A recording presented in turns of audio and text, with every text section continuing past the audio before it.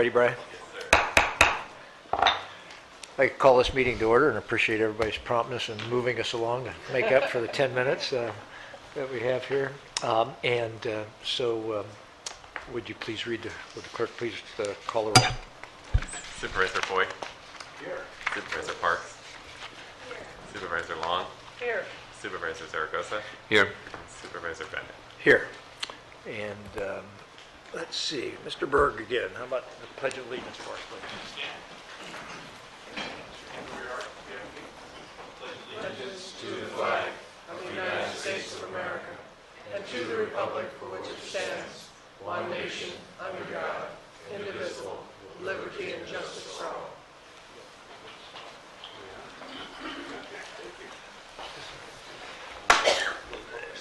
All right.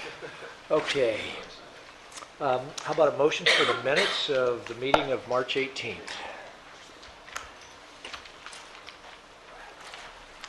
It's been moved and seconded. We're ready to vote on approving the minutes of March 18th.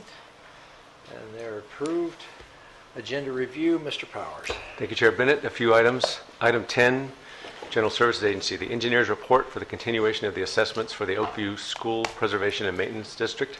A revised board letter has been submitted, distributed, and posted. Item 15, Healthcare Agency. We request removal from the agenda. Yeah. I'm sorry, give me that one again. Item 15, Healthcare Agency.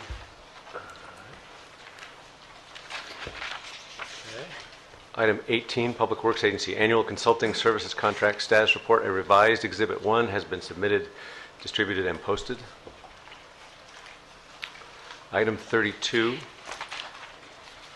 County Executive Office, presentation regarding the quarterly service recognition for employees with 25 years or more of county service. A board letter has been submitted and distributed and posted. Item 33, presentation on encroachments, request postponement to a future meeting.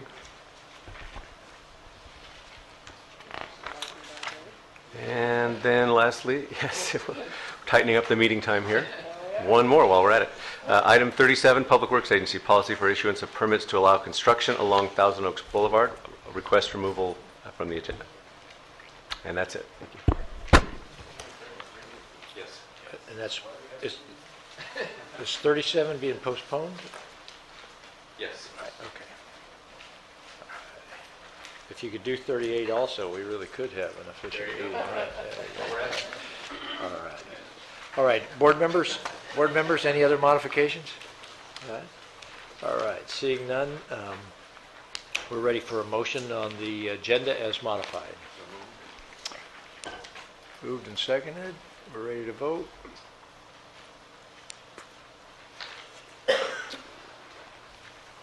Okay. And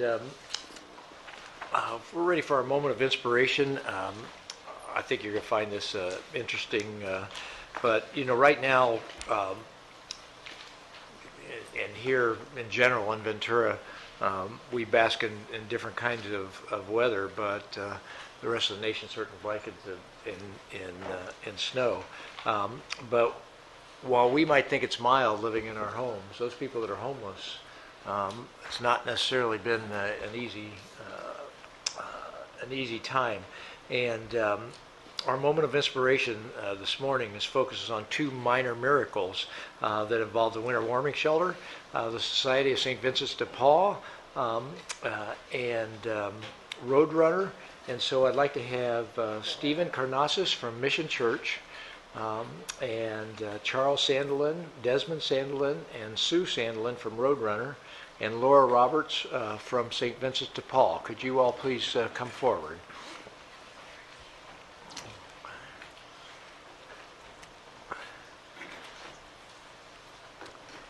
And there was a breakdown in some communication with the National Guard Armory where St. Vincent de Paul and the cities of Oxnard and Ventura have been running the winter warming shelter. And with less than 48 hours to go, they had no place to put everybody from the winter warming shelter. And so we're going to hear the story of what happened with less than 48 hours to go. And so, Laura, I appreciate you Sure, filling thank the board you. in on this as our moment of inspiration. Yes, thank you so much. Thank you for the invitation to be here. Again, I'm Laura Roberts. I'm the program manager with the Society of St. Vincent de Paul's Social Services Department, and we have operated the winter warming shelter since 2001.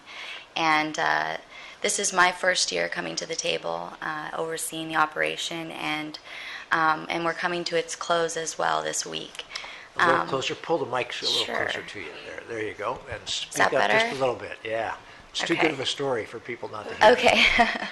And we had some inclement weather, and we had our partners step up in the community and be able to provide a warm and a safe place for our homeless population to go during the day, and not only during the day, but overnight as well.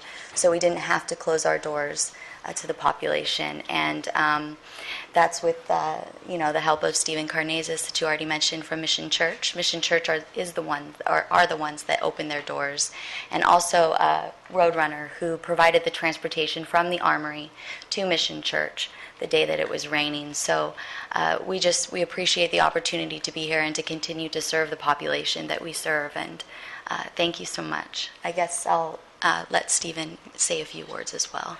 Great. You might know we hardly get any rain, and the rain comes Yes. on the day We were ready for it. that this happened. So this is this is the Mission Church, and why don't you describe the role of the Mission Church in this? I'm just one of many volunteers at Mission. Happy to be here. I apologize I didn't powder my head this morning, so if they're getting any reflection that's glaring from you.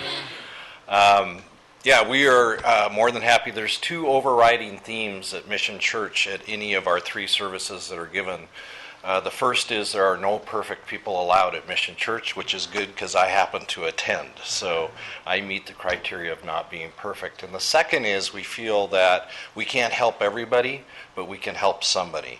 And so the focus of our church and our ministry is outward and not inward. So this was just a perfect match, but it happens through relationships. We did have that opportunity specifically when the National Guard Armory moved the homeless out through my contacts with both Laura and Rob Worth of the Salvation Army. They felt that we would have a good fit. I have a security and a medical team at our church already, so we just opened up our doors and said, yes, anything we can do to help the city and the county and the homeless we want to do. Specifically to that day when our storm came in, it was a relationship with Patrick Maynard and Sheriff's Operations of Emergency Services, where they felt they needed some type of warming shelter during the day. There was nothing to put any of the homeless, and so because of a relationship that I have with them, they picked up the phone and said, could you do this? And I said, not only could we, but we'd love to. And so, having never had a shelter operation on our own before, we've always just facilitated what St. Vincent de Paul does. We open our facility, they come and run it. So this was a little different operation for our church. We were, for the day shelter, up and running and doing the sign-ins and medically treating people that had things that needed to be done and making sure everybody was safe. So it was a great environment, and we were really happy to do it. We're really happy to be of service, and we hope that the County Board of Supervisors calls on us again and again and again to step up, because that's what we want to do. So anything we can do to help. Well, thank you very much. How about Roadrunner? Who would like to? Roadrunner's role in this, please. Thank you. Thank you. It was an honor to serve the county, as it always is. We got a call, I'd say, about 12 hours before they needed to move the people from the plenty of time. armory. So yeah, we had plenty of time in this one, unlike the fires. But we were able to mobilize our vehicles and get about 100 people that we transported that day in the rain over to the Mission Church. And again, it's just an honor to serve this county and our community and serve this board. We really appreciate the opportunity. We're looking forward to doing it again when we get the call. Well, thank you very much. I think it's hard now. It's a little bit like knowing the end of a movie, but it's hard now to realize what the sense of urgency was 48 hours before. Oh my gosh, what are we going to do? And it's raining, and then on top of that, normally these people are turned out of the armory in the morning, And Mission Church, instead of turning them out, let them stay all day, which with the rain and everything else going on. So to Roadrunner, to Mission Church, and to St. Vincent de Paul Society for just steadily always being there for the homeless. When you say you're serving the county, you're serving certainly a greater mission when you're trying to take on the homeless people that are really in need. So we want to thank you very much. Supervisor Long? Mr. Chair, thank you. Thank you for inviting them in. Certainly heard of the story and appreciate that you were able to bring them in today so they could be recognized, and thanks. It takes all of us, and we know this through our work with the homeless over these last 10 years and the plan that we have to continue to find ways to serve the homeless in our county, because we are one community and we should care about one another, whatever circumstances are. Roadrunner is always, in their good corporate model of caring about the community, stepped up, and a deep appreciation. And certainly St. Vincent de Paul, your strength and addition to our community, and thank you all. It made a difference in the lives of those few folks, those 100. So Supervisor thank you. Zaragoza? Yeah, Mr. Chair, I also want to thank Roadrunner. They're always there, working with our transit needs also, providing Vista, helping the homeless, and just doing the good things that a good corporate organization does. I just want to commend you and thank you for that. St. Vincent de Paul, they're always there. I've attended their fundraisers, and they do good things. And the Mission Church, thank you. You're going to leave us your phone number because it says call, right? We're here to wash cars, shoes polished. Thank you again, because as our chair mentioned and supervisor, we need help with our homeless folks. Thank you so much for sharing this morning. I also just want to extend my thank you too, and it is the relationships, and it's so nice to know that you're there for people who are homeless, and I appreciate that. And also that the Sheriff's Department has the compassion to say we need to do something. I have to give them kudos too, but thank you all so much for stepping up when you were needed. Yeah, no, I agree, and just the idea that you already have a church, you're doing your thing, you're already doing stuff, but then to say when there's a need, don't worry, we'll make it work. And then you guys are out there, have all your schedules and all the other stuff the county's asked you to do for them, and you're willing to say, okay, we'll do what we need to do. It just goes to show that it's not business, it's not church, it's human beings who care about other people. Whatever it takes, we'll do whatever we got to do. And it's just a great testimony to this county and the people in this county who care about everybody. So thank you, Roadrunner, thank you, Mr. Church, thank you, Vincent de Paul. Just a bunch of caring people doing what they need to do. Thank you. Well, we all need reminders to touch our better sides, and thank you very much for all of you coming together to help us this morning and to help our homeless, but help us this morning touch them and to help the homeless back then. I just want Sure. the word, it takes all of us. Right. And that's what it does. It takes all of us. Right. And everybody should get involved in this. Okay. That's right. Thank you all very much. All right. Take care. Thank you for bringing them in. You're welcome. All right, we're ready for our consent agenda. Items 10 through 23 with item 15 removed. And we have no speakers for the consent agenda, so we're ready for a motion. Been moved and seconded.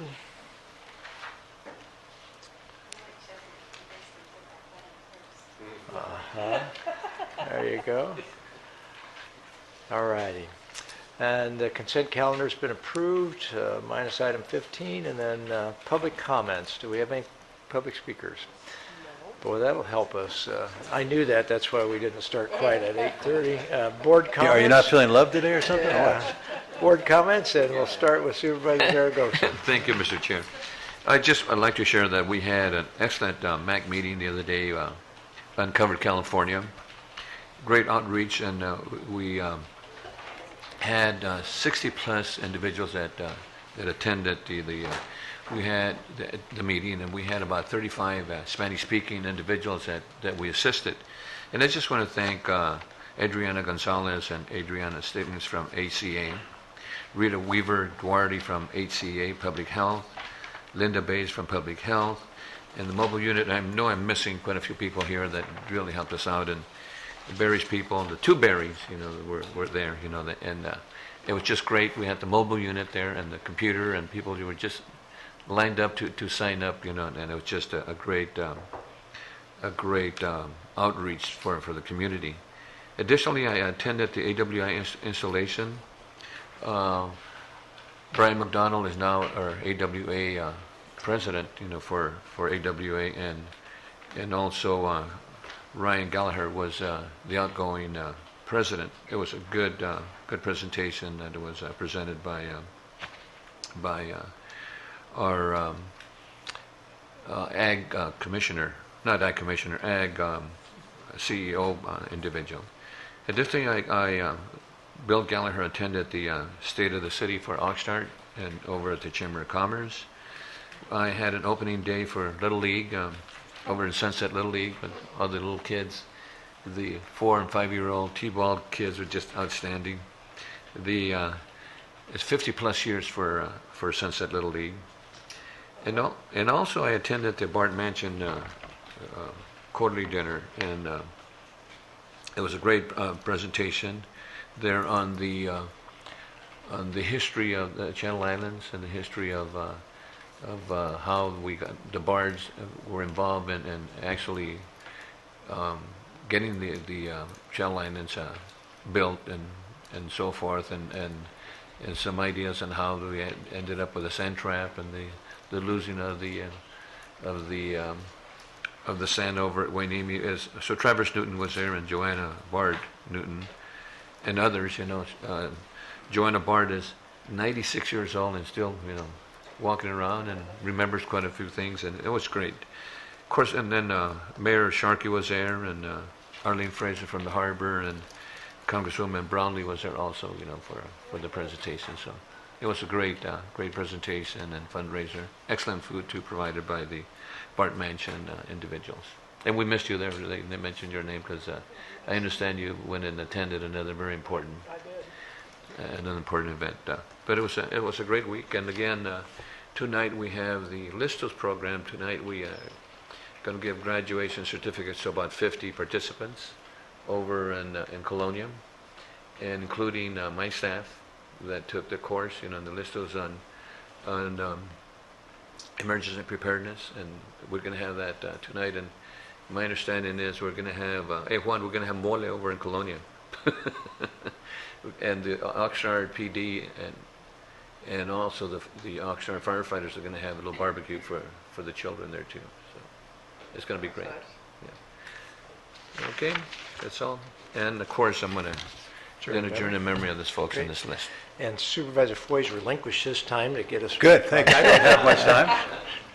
I really don't. I don't have anybody to adjourn in memory of this wonderful day here. And the other thing, I was just attending the State of the City in Simi Valley, and they were talking about, police chief was up talking about some of the statistics coming down from Sacramento about increased crime with realignment and all the other stuff we're talking about. And so I know we need to be as diligent as possible, and I know our budgets are coming up, and Mr. Powers has worked really well with the Sheriff's Department to ensure that we have enough officers. And we did see an article that was in the paper on Sunday, and I think that there was a misspeaking in there in regards to something on budgets because of some of the situations, which was not true, because I know Mr. Powers has worked very hard with the department. I think it was really a state budget, not our local budgets that we're doing. But I think it's important that we ensure that going forward that our sheriffs have enough deputies to make sure they do what they need to do, because we don't want to get behind on some of the issues that are going to be happening. So I think it was important, as the police chief was saying the same thing in his area too, that they're going to need more officers to handle what's coming up. And that's all my comments. Thank you. Thank you. Supervisor Parks. Thank you. I ask that the board close in honor of the people on this list. I know we've had a couple of MAC meetings also.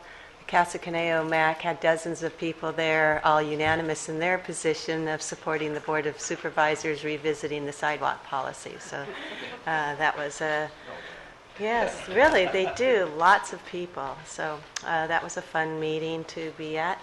And I think they'll be sending a letter shortly.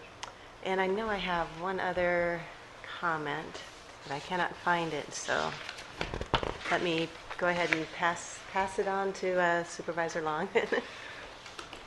Supervisor Long. Okay, thank you. First, let me submit the adjourn in memory and call out one individual who was very significant to the city of Camarillo, Thomas Shirley Martin. Mr. Martin was served as our mayor and city councilman and Recreation Park District board member and an educator.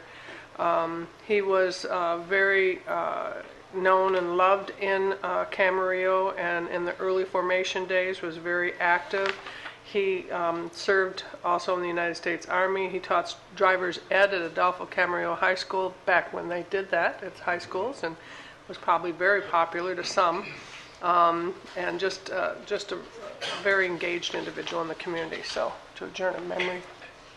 And a couple of things that one thing I attended, National Association of Counties in conjunction with Supervisor Salud Carbajal held a Renewable Energy Solutions Forum in Santa Barbara. And Supervisor, the Chair Bennett and myself attended, and I was able to attend for the morning sessions, where they focused on sustainability programs and action plans and had models that came from as far as interesting audience, in that there were people from all over the United States at this. It was probably only 50 in attendance at the forum, but they had folks from New York and from Nebraska and all over the states, and they talked about different renewable energy programs they were doing in their communities. And as we've set up, NACO has set up through the COIN program to be able to put that up on the website for NACO, and we can go in and look to see what other communities are doing in the way of solutions for energy and resilience for environmental and economic benefits. So I was sorry I couldn't spend the rest of the day. They talked about, they went into looking at wind power programs and other renewable energies, but it was good to have that, to have NACO have such a focused program right in our backyard. So it was good. I had two fun events that I attended. One was, and I'll just call them out because they're certainly connected to the good work that we do through our healthcare agency. The first was on Friday night with the 9th Annual Kensington Foundation Fundraising Weekend. And the Kensington Foundation was established to as a result of a tragedy that struck a family that I've known for years in Camarillo. But they established the foundation in honor of their young son that they lost, and their goal is to identify in our county some pediatric acute rehab beds or a facility, or whatever they can generate in the sense of partnering with someone, and that someone, I believe, will be our system.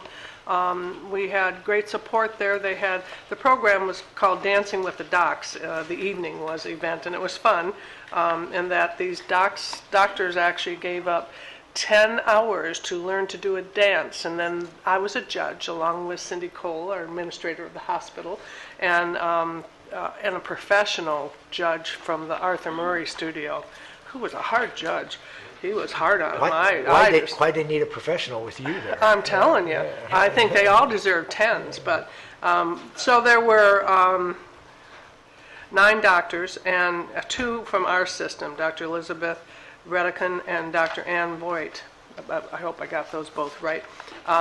Anyway, it was fun. And it did raise some awareness and some dollars for this effort, and it was great fun. And I appreciated being able to have fun with Cindy Cole at my side and just giggle and laugh at why can't we dance like that? I have to practice more.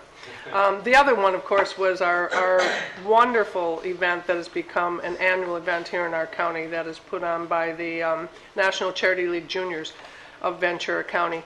And it was sold out, and it was at the Ventura Museum, and it really was always is a first-class event. But what was so special about it is that we had the CEO of the Ronald McDonald Charities, Ronald McDonald House Charities there, and the chair of the board of the Ronald McDonald House Charities, and they were there because they both were asked to be there, welcome to be there, but I think the charity, and I don't think, I know that the junior charities have adopted the excitement and the enthusiasm we have to have this McDonald's charities here in our county system, and to have this commitment and dedication by them to have beds in our county system. And they were, quite impressed by the event, and I think they felt it was really for them, and we made them feel that way because we appreciate their investment. And Vince Bryson, the Chief Executive Officer, and they were very impressed with the event,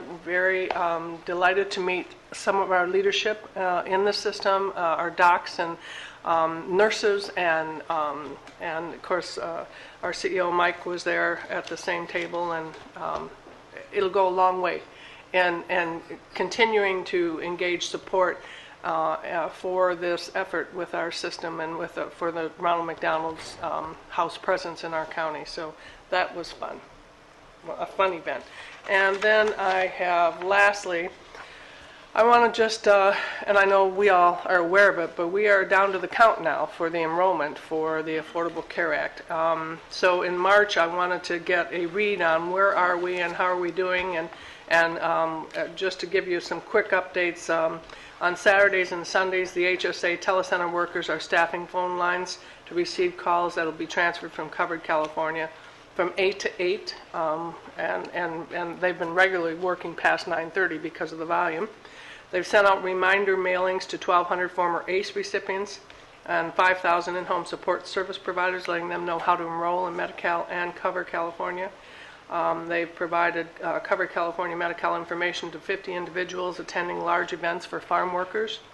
Throughout March and into April, they'll be providing information about applying for this through the Volunteer Income Tax Assistance Program sites. And beginning in April 1st, HSA will post information in all lobbies and on HSA and Cover Ventura County websites regarding qualifying events that may enable people to apply for Covered California past the open enrollment deadline. HCA events through March, they've scheduled 33 outreach events at 12 locations, including 4 different swap meets, libraries in Camarillo, South Oxnard, farmers markets in Oxnard, Santa Paula, and at 4 different county-affiliated medical clinics. Public health and partner enrollment staff are booked solid with appointments through the 31st. And to help with the demand, public health is also making referrals to the assistant events at county-affiliated clinics, as well as referring individuals. Potential ACA clients have the option to go to HCA and public health website, click on the Covered California Enrollment Help button, and HCA staff will get back to them to schedule an appointment. So it is full court press in the last week. 31st is Monday? Yeah, last week for enrollment. So great job, HCA, HSA. Thank you for working well together. This is, I'm sure we've had both lessons learned, but also feeling good about our enrollment efforts here in the county, and to make sure we're doing our very best, as we always do, to reach out to folks. So thank you to the leadership team and to everyone who's made that happen. That's it. Thank you very much. I'd like to ask the board to adjourn in memory of the people on this list, and I'd like to thank Supervisors Long and Mr. Powers for being able to attend that National Junior Charities. I was already something I couldn't break on Saturday night. I really wanted to attend that, and I was not able to, so I was really glad that you were able to be there, certainly representing the county, and they do such a great job, the Junior Charity League does, in terms of that. So thank you. And the NACO conference, just another example of Supervisor Long hustling. She goes to Washington, she does the NACO up in Santa Barbara, and that's just one more thing to add to your schedule. So thanks for participating in that. I'm glad that Supervisor Long got to remind everybody about the sign-ups. It is something that I think we have to really make sure, particularly the low-income residents in our districts, are aware of and take full advantage of. It'd be a shame to miss this and then not not be able to sign up again or qualify until next January in terms of moving forward. So appreciate all the good work. While that's a great effort, the other day I was driving by in Ventura and I came across a free dental clinic. And I took a picture, and I just want to put it up here just as my sort of point. And I don't know, hopefully they'll be able to do that. But that's a Saturday morning in Ventura. This line winded out the door and down the street. That's just what my little iPhone was able to shoot. But we have a crisis in Ventura County in that even with all of this, covered California, dental services are not being covered, taken care of. So I just want to continue to get it on our radar screen. We have an effort that is trying to work on this, but it's an effort that kind of fits and and lunges forward, and they're trying to do the best they can, but it's a difficult thing. And so just want to continue to get this on the radar screen. And while we're trying to take care of everybody from a medical standpoint, we have to also make sure that particularly children get that access to those dental services that are out there. So that is it for board comments at this point in time. Thank you, board members, for everything you guys have been doing over the last week. And we're ready now to go to our regular agenda item 39.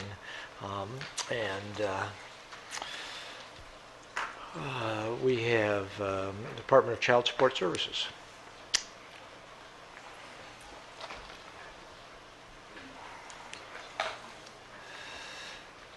Good morning. Debbie Fromm from Child Support Services. Good morning, Chair Bennett, supervisors, Mr. Powers. When your Department of Child Support Services was created in 2002, we had 305 employees, and we were ranked 32 in performance among all California counties. Throughout the years, I've heard the same theme again and again from my colleagues across the state, and that is that large counties will never make it into the top 10. They said it's impossible. Our caseloads are too large. Our demographics and economies are so different from the small counties. We just need more funding. I am not hearing those comments anymore because Ventura County DCSS has beaten the alleged odds, and we have broken those perceived barriers. At the end of 2010, we were ranked number 19. And by the end of 2011, we were ranked number 7, making it into the top 10 for performance. In 2012, we held on to our position in the top 10 for the second year in a row. And this morning I share with you that in 2013, we surprised even ourselves by rising yet higher to number 5. We are the only large county program in the top 10, and we have now made it there 3 years in a row. When we did it in 2011, I heard the murmured, barely audible, congratulations from other child support directors and assistant directors, along with comments like, wow, what a fluke. You guys had a really lucky year. When we did it again in 2012, those skeptics and cynics were slightly less vocal. And now, with a three-peat in 2013, those same cynics are silent. Our performance is not a fluke, and luck has absolutely nothing to do with it. We work hard, we work strategically, we work efficiently. We take great pride in the work that we do for children and families, and we hold ourselves accountable to the highest possible standards. Our agency is infused with a collective passion to ensure that children receive the support they need and deserve to flourish. And that collective passion drives us to excel with or without state performance awards. Despite the recession, we have managed to increase our annual child support collections for 5 consecutive years. In 2000, we were collecting just under $43 million in child support. In 2013, we collected just under $55 million in child support. And despite flat funding for 12 consecutive years, excuse me, and the loss of 30% of our staffing, we have continued to drive our required federal performance measures, which include cost effectiveness. These federal performance measures are the basis for the child support program funding. In January 2013, your board authorized me to sign 2 additional non-financial plans of cooperation for our call center shared services. In February of 2013, we began taking on child support calls from Monterey County. On March 1st of 2014, we added Kings County calls. The state gives us an administrative credit for each call that we take for another county. That credit is factored into the state's calculation for our cost effectiveness, one of our required federal performance measures. The jump in our ranking from number 7 in 2012 to number 5 in 2013 is a direct result of our increased collections coupled with the administrative credit we receive for our regional call center. It is important for us to keep our performance strong in order to support our current funding and to ensure a notable footprint at the table for any additional performance-based funding that will be available going forward. Our call center continues to be the top performing center in the state. We are currently taking an average of 17,000 calls per month. 95% of all calls are resolved by our call center customer service reps at that first point of contact, thereby significantly reducing the workload of our case managers. Our monthly stats now regularly show that we have 0 abandoned calls, and we are consistently answering our calls within an average of 14 seconds. In fact, 89% of our calls are being answered in less than 10 seconds. We have the capacity to add more calls to our shared services model without compromising our exceptional service, and therefore continuing to drive our federal performance measure for cost effectiveness. Today, I respectfully request your approval to enter into a plan of cooperation with El Dorado County, ranked as a small county, and with Central Sierra Child Support Agency, also ranked as a small agency. Central Sierra region is comprised of Alpine, Amador, Calaveras, and Tuolumne counties. The addition of these 2 plans of cooperation will bring our average monthly call to just under 20,000, an increase of 29 calls per month, just 5 additional calls per customer service rep daily. I also request your approval to sign up to 2 additional non-financial plans of cooperation, as long as we are able to do so within our existing resources with no negative impact to our already excellent customer service. Thank you. Well, congratulations. Thank you. And just, you've done a great job. Thank you. Your department's done a great job, and we certainly have recognized that here. Could you, for the benefit of the public, how many counties are we covering right now? How many do we have in our system? With the addition of Central Sierra, which is composed of 4 different counties, and El Dorado, it would be 10 counties. All of them are ranked small or medium, and then Ventura would be the 11th. Right, okay.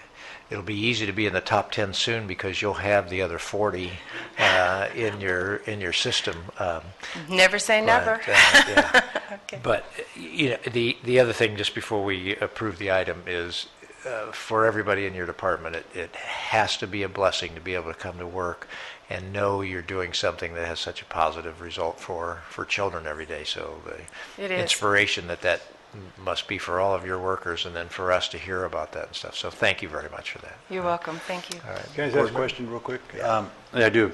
Congratulations on running up there. Doesn't happen. The big thing is you can get there, but staying there is the big deal. It's You're tough, doing a great yes. job with that, so that's great. Thank you. Let me just ask you, doing 17,000 calls, going to about 20,000 calls, how much comes out of Ventura County? About 40% of those calls are Ventura County cases. Is that what you're asking? Yeah, is that what it is, 40% are Ventura County calls? I think it's actually Okay. 39 point something. And when you percent. say this non-financial, how do you take those people on? Do they pay you to do this work? They do not. We are able to, by strategically hiring, when we lose via attrition folks in other areas of the office, we will weigh whether or not we could use more people in the call center, so it's cost neutral. But who pays to do it? Does Ventura County pay this? Or does it come from the state? Or is a piece of what you're taking in from, how is it paid for? Okay. I mean, you're going to have 3,000 more calls, so I'm trying to figure out how they're going to cover the cost with your current people. We are not receiving additional money from the state in the way that you're thinking, or from the other counties. What we receive is a credit in the calculation toward the cost effectiveness. There's only 3 ways you can drive your cost effectiveness federal performance measure. 1 is increasing collections, and we do that. 2 is reducing our expenditures. And 3 is by incurring the credit from the state. So in effect, the state credits, it's about $14, $15 per call that we take toward our cost effectiveness. That in effect reduces that expenditure strictly administratively, and they calculate our cost effectiveness that way. Does that make sense? Okay. Sort of. I think so. I don't know. Maybe. I guess I'm just trying to figure, you got to pay employees. Where does the money come from? We are state funded. 100%? We are 34% state, federal, 66% federal. Okay, so it's all 100% of that. Correct. Okay. Correct. So that credit, what you're talking about, comes down. So when you need more money, where do you go? You go to the state asking for more? We would go to the state. Okay, 100%. So great, okay. Just to understand as you take more on and you say this non-financial, but it's being paid for somewhere. But it sounds like, I like the idea that instead of these other people setting up their own agencies to do this, why not take somebody that's really good and partner with them and do the right thing? That's great.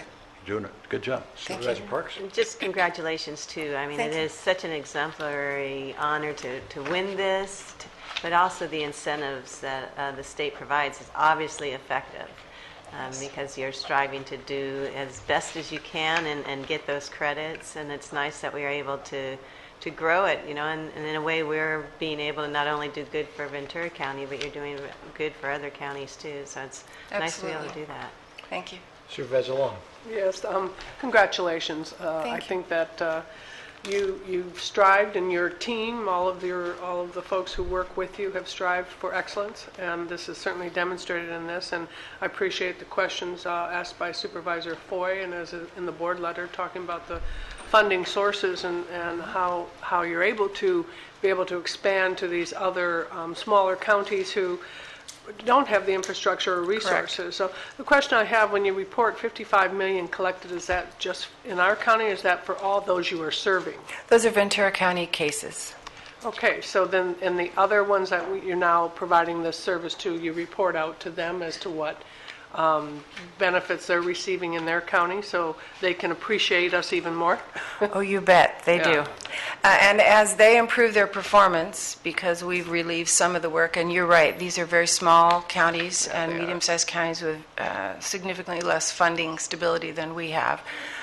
It benefits the state of California, which then earns incentive money from the federal government, which translates to additional, down the road, additional money for local child support funding. So it's a win-win all the way around. You're correct. We're helping small counties. We're also helping those families, and we're helping the state Absolutely. as a whole. So That's who the benefit is, the children who You bet. are and the families receiving these child support funds. So thank you, and I know you always watch both the fine line of the dollars and revenues received, and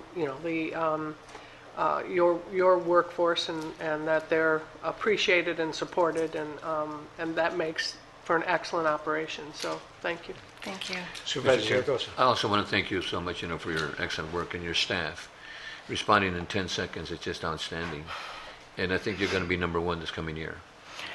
I guess if there's anyone who could do it, it would be our staff. That's So right. Thank you We'll see. again. Thank you. And if I can, just with Supervisor, one, why don't you just explain a little bit more as we get these credits go up, even though we don't have funding, that in the long run increases our funding, correct? Would you It explain will. that? That's the anticipation. There's already incentive money built into our funding, and with Ventura, because historically the county boards before you even allowed the incentive money that was paid back in that funding structure to remain part of the program. So when we became our own county department, that became part of our baseline allocation. As incentive money is given to the state of California for improved performance, the anticipation is that incentive money will be passed according to performance, and that's our goal, is to keep us at the forefront so that when that money does come available, and it is starting to trickle in, California is ranked 49th of all the states, and however, they're beginning to improve. And so as that money comes into the state from the feds for improved performance, it will be sent down to the counties. Great. So that's our long-term goal. Mr. Powers. Thank you, Chair Ben. And the benefits accrue in many different ways. As I understand it, there was some additional funding left over from some other counties available, and the other counties with whom you support and work with, they voted to allow your department to get that additional funding. Yes, for this current fiscal year. So just to give you one example, there's a lot of benefits that accrue from them doing this work. So. Absolutely. And it is a credit to the culture that you've created there. So congratulations. Thank you very much. All right, it's been moved and seconded. We're ready for a vote. Annette? You're going to have to tell them to change their performance now and go only do the top 5. If you're going that way. And that motion passes, and we're at the item 40, Healthcare Agency. Behavioral health. We want to thank everybody else in the department there that's walking out the door. Thank you. Good morning, members of the board, Good Chair morning. Bennett and Michael Powers. Melanie Roy from the Behavioral Health Department. Item 40 requests your approval for the authorization of a Ninth Amendment contract with Sylmar Health and Rehab Center and a contract increase of approximately $1,000. First Amendment with California Psychiatric Transitions for a total contract amount of $181, which is an increase of $81,000, and for the auditor controller to process the necessary accounting transactions to increase the revenue for the department by $400,000. This is all for basically the placement of individuals who are court-ordered to placement. Individuals who are found not competent to stand trial are under Penal Code 1370 are court-ordered to treatment placement. We've got 2 sets of those types of individuals. Some of those are misdemeanants, and for the misdemeanors, they are sent to placement for a period not to exceed 1 year, and the placement costs are currently the responsibility of the Behavioral Health Department. For people who are felons, they are sent to state hospital, and that is not an expense to the county. However, if they're not restored within 3 years to competency, they do come back to Ventura County, and the current practice is that a Murphy conservatorship is filed, and then they are placed in a locked setting, and then it does become the responsibility of the Behavioral Health Department to pay for those placements. In the last few years, we've been trying to get those placement costs down in IMDs, Institute for Mental Diseases, because those placements do not draw down any federal offset, so it's pure general fund realignment cost to the county. So we've had a lot of effort in the Behavioral Health Department to reduce those costs. As that's been occurring, we've seen an increase in these court-ordered placements. We estimate that between 2007 and through this fiscal year, the department will have incurred about $2.3 million in cost associated with court-ordered placements, of course, over which we don't have any control because these are court-ordered placements. So we really appreciate the fact that the CEO's office is looking at this with us and has offered to fund $400,000 for this fiscal year to help us offset the cost this year, which is about $586,000. So the $186,000 left, we will have to mitigate through other means, but we really do appreciate the $400,000. The couple of placements that we're using, one is Sylmar. Right now, again, this particular fiscal year, about 20% of our individuals placed there are court-ordered. The cost for a bed day there is about $251.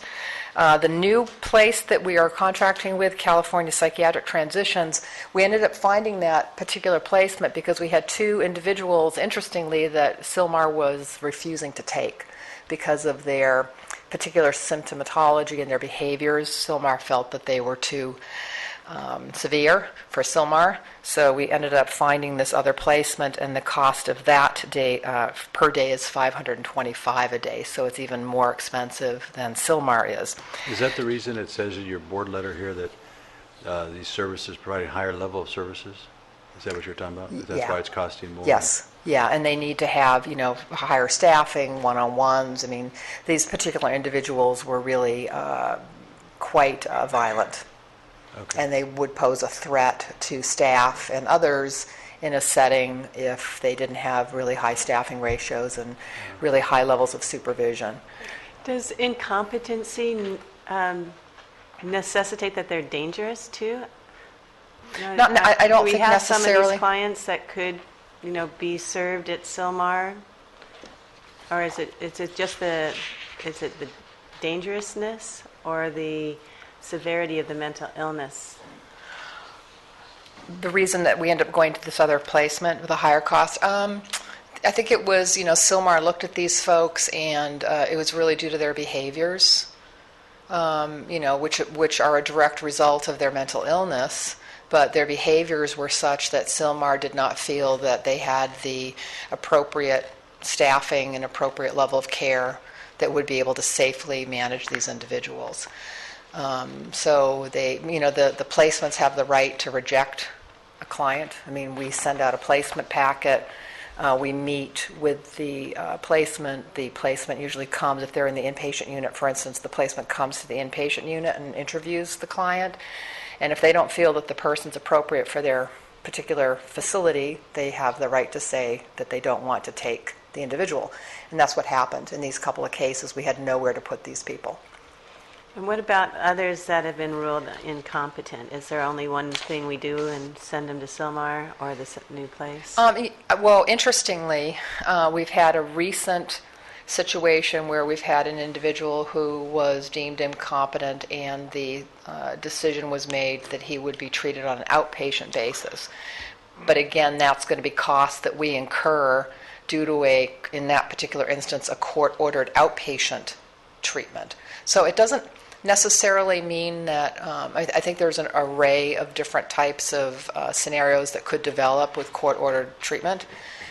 The norm has been that they go to a locked IMD, Institute for Mental Disease, and the norm has been that we send them to Silmar. Now we're having some outliers to that. We've got the people that need a more restrictive placement, and we have one that's going outpatient. Is it possible that we'll be able to have them in the county once the MHRC is open? What we've talked about relative to that MHRC is that would not be for forensic cases, that MHRC would be used for individuals who are not forensic. So that's been the... That are not what? That are not forensic cases. So no, we haven't intended that particular placement, which again, for those of you who might not know, is out at the Camarillo Airport. That's where we're building it. We have not designed or intended that to be for a forensic population. And is that because that population is more dangerous? It's a different type of facility. These particular facilities have programs that are specific to restoration of competency, and that's not what we designed. That doesn't mean that in the future we couldn't decide to build something in Ventura County that would be a restoration to competency program. I think we need to think about that, but that particular facility that we're building right now is not for that purpose. Thanks. Okay, do we have any other questions? All right, we're ready for a motion and to vote on this item.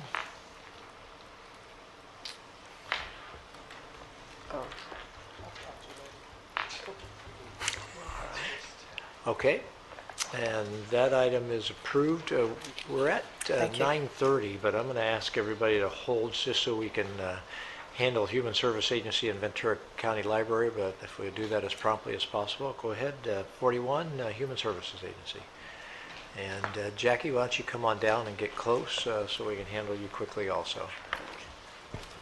Good morning, members of the board, Mr. Chairman.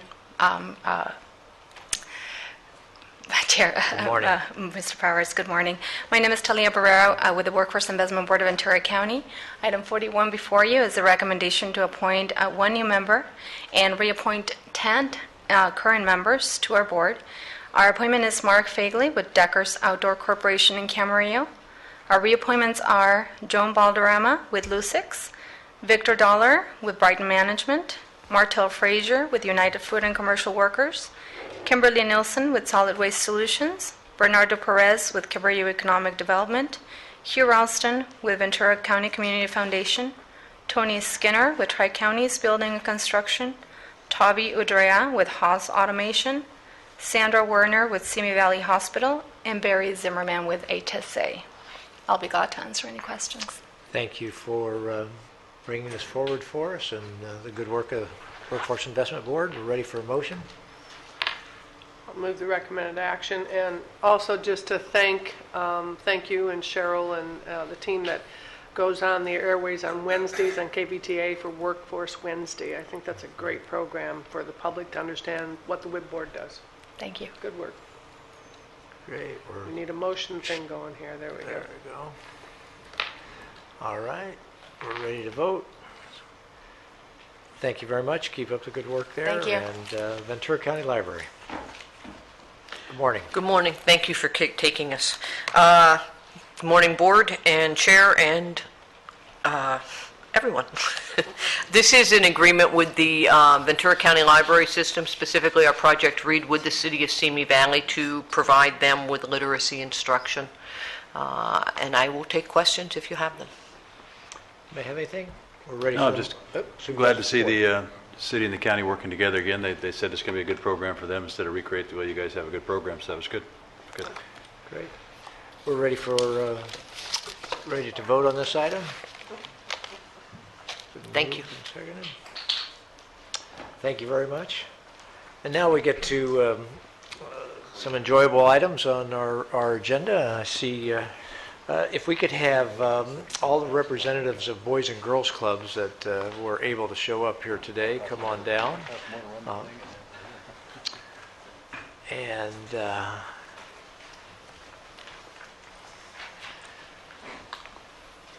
Great to see everybody here. This is a presentation of resolution proclaiming March 23rd through March 29th as National Boys and Girls Club Week in Ventura County. And we have here Patrick Davidson of Boys and Girls Club of Greater Ventura, Paul Newman, elect and Vice President, Board of Development, Boys and Girls Club of Greater Ventura. We also have Supervisor Parks. Is Mark Baggeson here from, there you are, great, all right. I'll go ahead and do these introductions if that's all right. District 3, Jan Marholland, Santa Clara Valley Boys and Girls Club. Thank you, Jan, for being here. Virginia Hayward, Director of the Simi Valley Boys and Girls Club. Good morning. Scott Mosier, Director of the Moore Park Boys and Girls Club. Aaron Atrium, Director of Program Services Boys and Girls Club Greater Oxnard and Port Hueneme. Thank you. And then Tim Baylock. I don't see Tim here, right? You're Tim Great. today. Well, we have resolutions from the various supervisors that will all come down and present to you in just a moment. All the resolutions read the same, so I'm going to go ahead and read one resolution on behalf of all the supervisors. Resolution of the Board of Supervisors proclaiming this week as National Boys and Girls Club Week in Ventura County. The young people of Ventura County will be tomorrow's leaders. Young people can benefit from professional youth services to help them reach their full potential, and the Boys and Girls Clubs of America are the nation's largest facility-based after-school youth program. There are 7 Boys and Girls Club organizations in Ventura County, located in Camarillo, Greater Ventura, Oxnard, Port Hueneme, Moore Park, Simi Valley, Greater Conejo, and Santa Paula. These clubs provide services to thousands of young people annually. They're places of great futures. They are at the forefront of efforts in academic success, healthy lifestyles, good character, and citizenship. Boys and Girls Club organizations in our state help ensure that our young people have a positive alternative to the streets, offering them a safe and supportive place to go and providing them with quality programs. And then it's the normal verbiage about this being the proclamation of the week. That's all sounds good.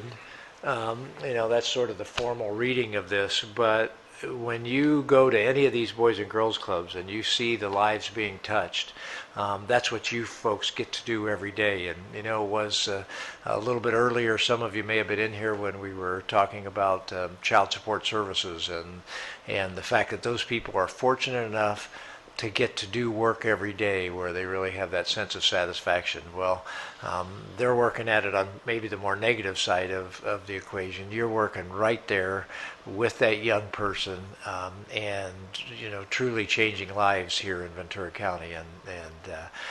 So we're both envious and appreciative, right? Because you get to do really important work.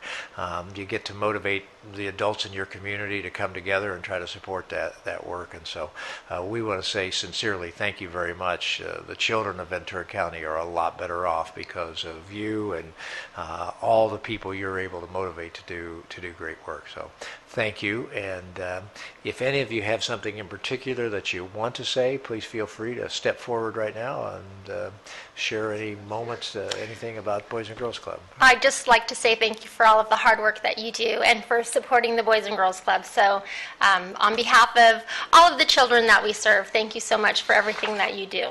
Great. All right. Anybody else? Patrick? Yeah, I was here a few months ago thanking you, and I want to thank you again. I represent Ventura, and through your support, we have the newest club in the county, the Harrison Center in Satakoy, and we opened in October, and this afternoon there will be 100 kids pouring through those doors. And thanks to you and the other people in this community for making that happen. So thank you very much. And those 100 kids were jammed in a double-wide mobile trailer until this new building was built. And congratulations to you. We threw out a pretty big challenge there. We said a 2-to-1 match you had to come up with, and you were able to do that. So thank you very much on short notice. And that was after they had already raised hundreds of thousands. They had tapped everybody. They were done. And we said, well, we're not going to give it all to you. Go out and do some more, but we'll match you if you do that. So congratulations. Well, the community stepped up to the challenge, and it was the right thing to do. And so we were able to accomplish that, and the club is open and operating. So, all right. Thanks. Board members, anything you want to add? Just take these down. Oh, great. I'm sorry. There we go. Can you see me? Were you you're standing behind him? All right. Yeah, Hi, I represent Santa Paula, Fillmore, and Piru, and I want to thank you for not forgetting about us and supporting us. We have a lot of kids out there that need assistance, and thank you again for not forgetting us out on that 126 corridor. Great. Thank you. Mr. Chair, if I can thank you, Jan, and all of you, and also to take back to your board of directors, because I know that you look to the community to serve on your board, to give of their time, talent, and treasure. And that's not always easy, and always looking to get that next generation of board members and to continue to keep the doors not just open but thriving with the great programs that you provide to our kids in this county. So thank you so much. Really appreciate the Boys and Girls Club. Yeah, Mr. Chair, I want to thank, Oxnard and Port Hueneme Boys and Girls Club. I think you have, about 16,000 or so members. And is that about right?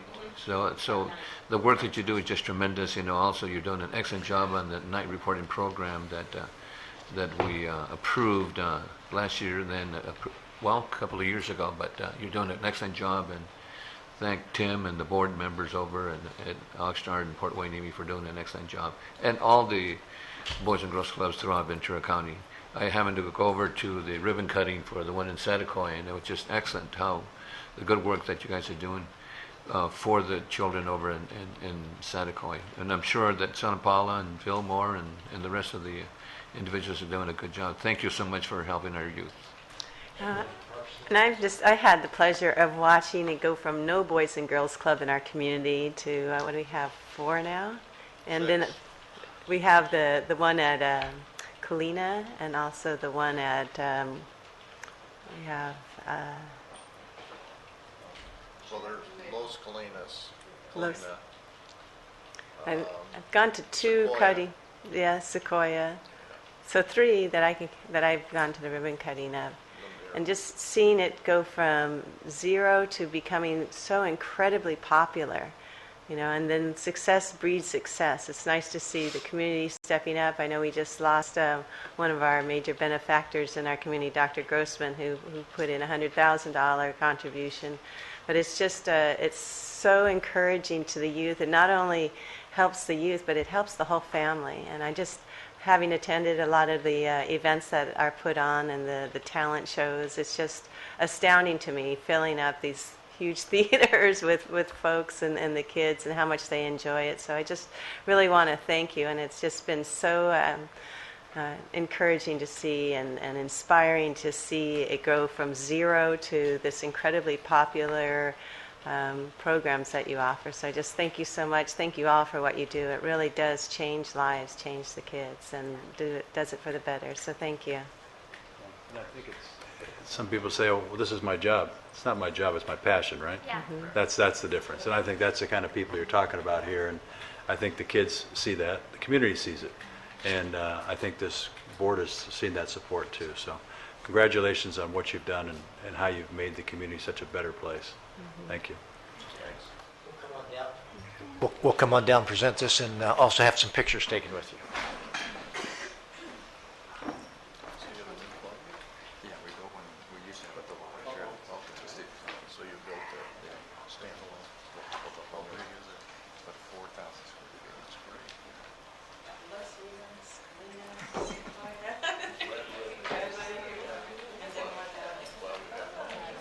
How are you? Thank you so much.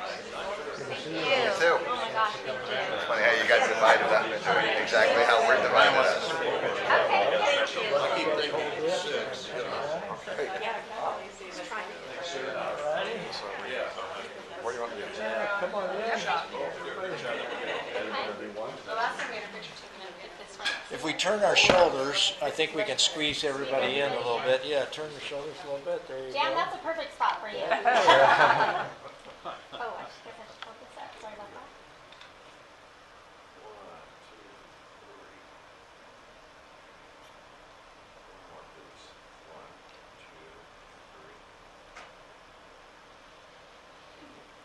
You're not flashing crews. Oh, Okay. top.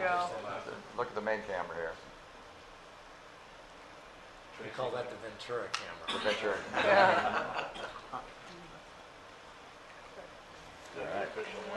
Thank you all. Thank you.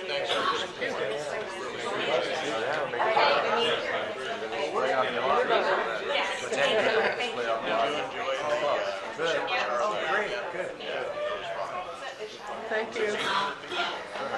Thank you. Oh, thank you. That's it. You're welcome. Enjoy to see you. Our clubs are I know they do. Thank you. Take care. Thank you so much. Thank you. Thank you very much. Thanks for being here. Thank you. Thanks again. Thank you. You're very welcome. It's our pleasure. Thank you. Thank you.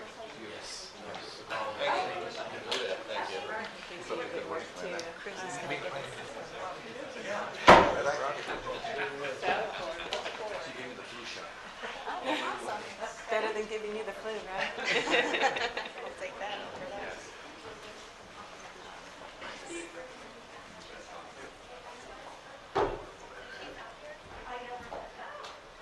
Great, thank you. Yeah, well, I did say the last time we got a picture taken, we were getting food shop. All right, thank you. Thanks, Aaron. Really appreciate it. Yeah.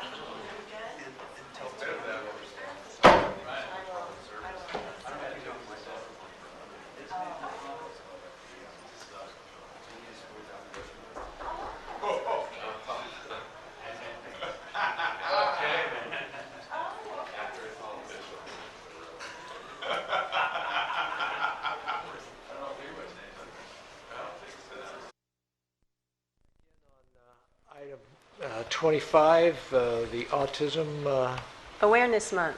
Awareness Month, Supervisor Parks. Thank you, and I know we have some folks visiting with us today with the Autism Society, Ventura County Autism Society, including the founder, Kathy Nye, and the president, Bill Burke, and he's also a parent. And we also have a respite provider, Sharon Francis, and Samuel Capozzi, a student. Welcome. Thank you for being here.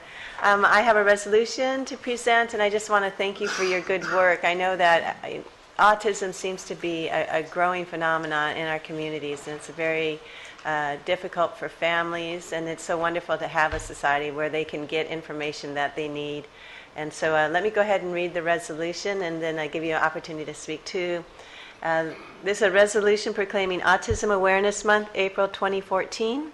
And whereas the diagnosis of autism is a life-changing event for all families who receive it, and autism now affects 1 in 88 children, and of that, 1 in 54 boys, according to the Center for Disease Control and Prevention.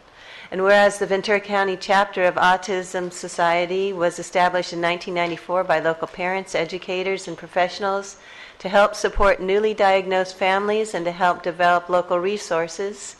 And this year, the chapter celebrates its 20th anniversary of providing excellent service to those affected by autism in the community. So congratulations on that.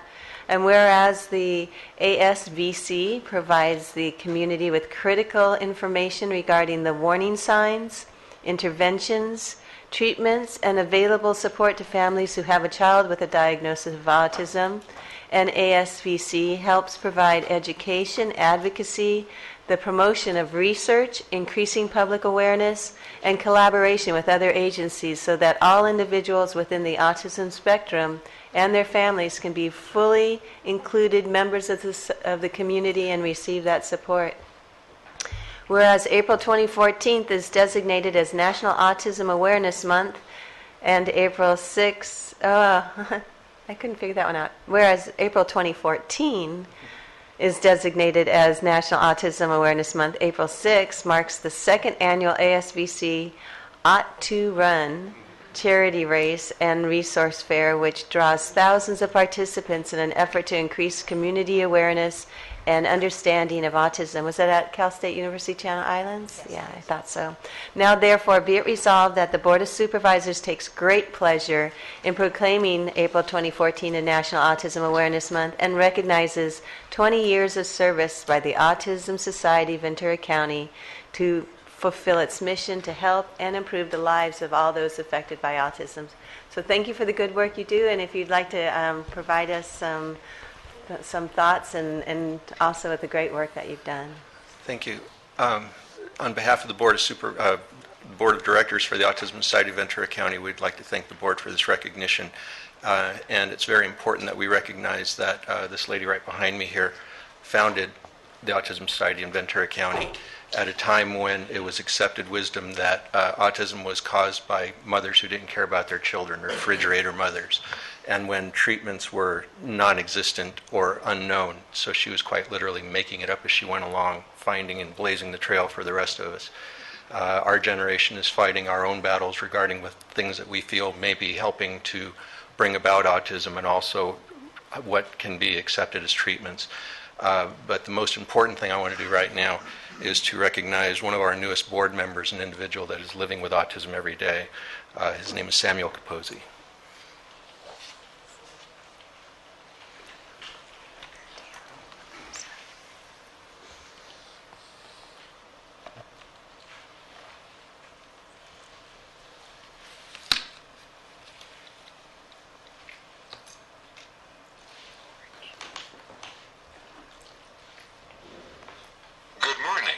Samuel Capozzi. I am a student living with autism and an advocate.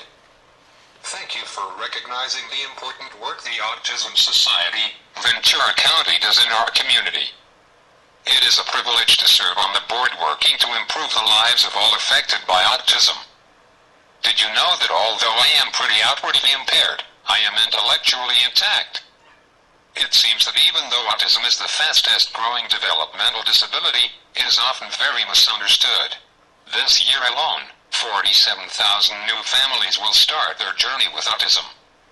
Again, thank you for taking the time to salute and honor this important mission, which we hope will make a wonderful difference for people with autism and their families within our community. Thank you. Oh, we're seeing such great things with iPads too as an example, right? That's great. Well, let me present this to you. Did anyone else want to speak? Okay, well, how about to the founder? I could do this. Thank And, you. thank you for your good work and appreciate it, and for 20 years of service to the community. Thank you very much. Thank you so much. Thank you for coming.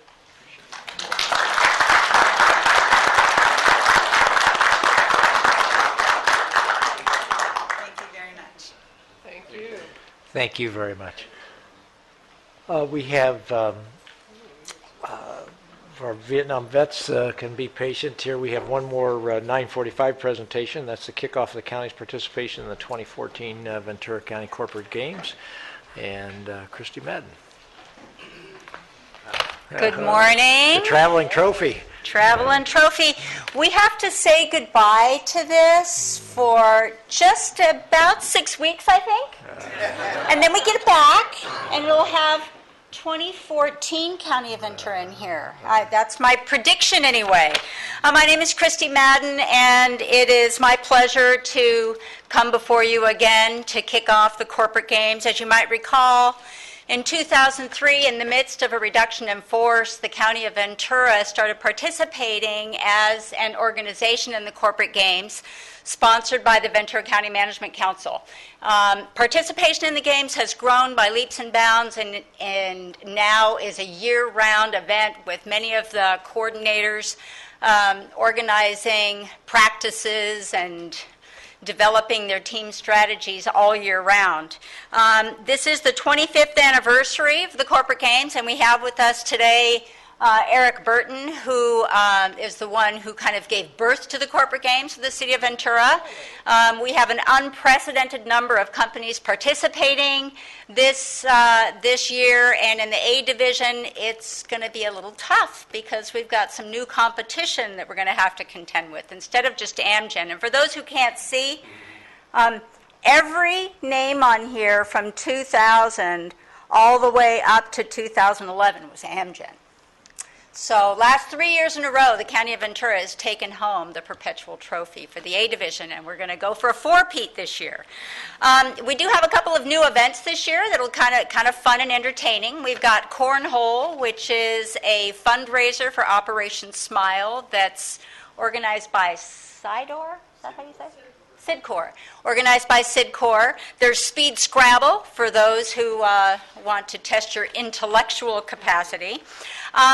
The corporate games wouldn't be possible without the event coordinators. It is really a tremendous amount of work for them to take all the people who sign up through our online system, thanks to our IT department, who has helped to develop a registration system so we can manage this huge undertaking of 500 plus participants. And so they look at all the people who've signed up for events. Many of them are highly impacted, meaning we only get 3 teams is a maximum for each event, so sometimes they have to do playoffs in and of themselves to see who gets to participate in the events.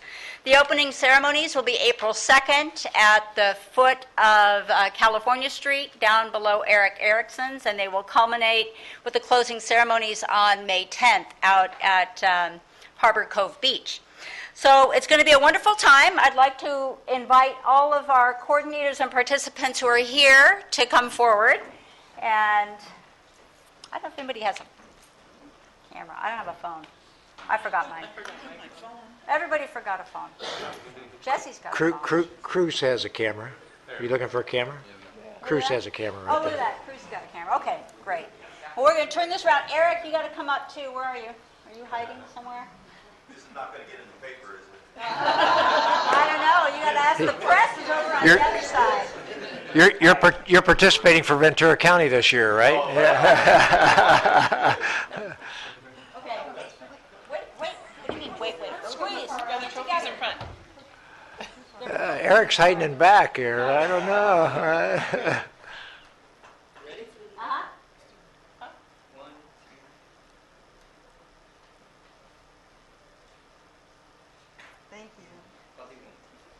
You want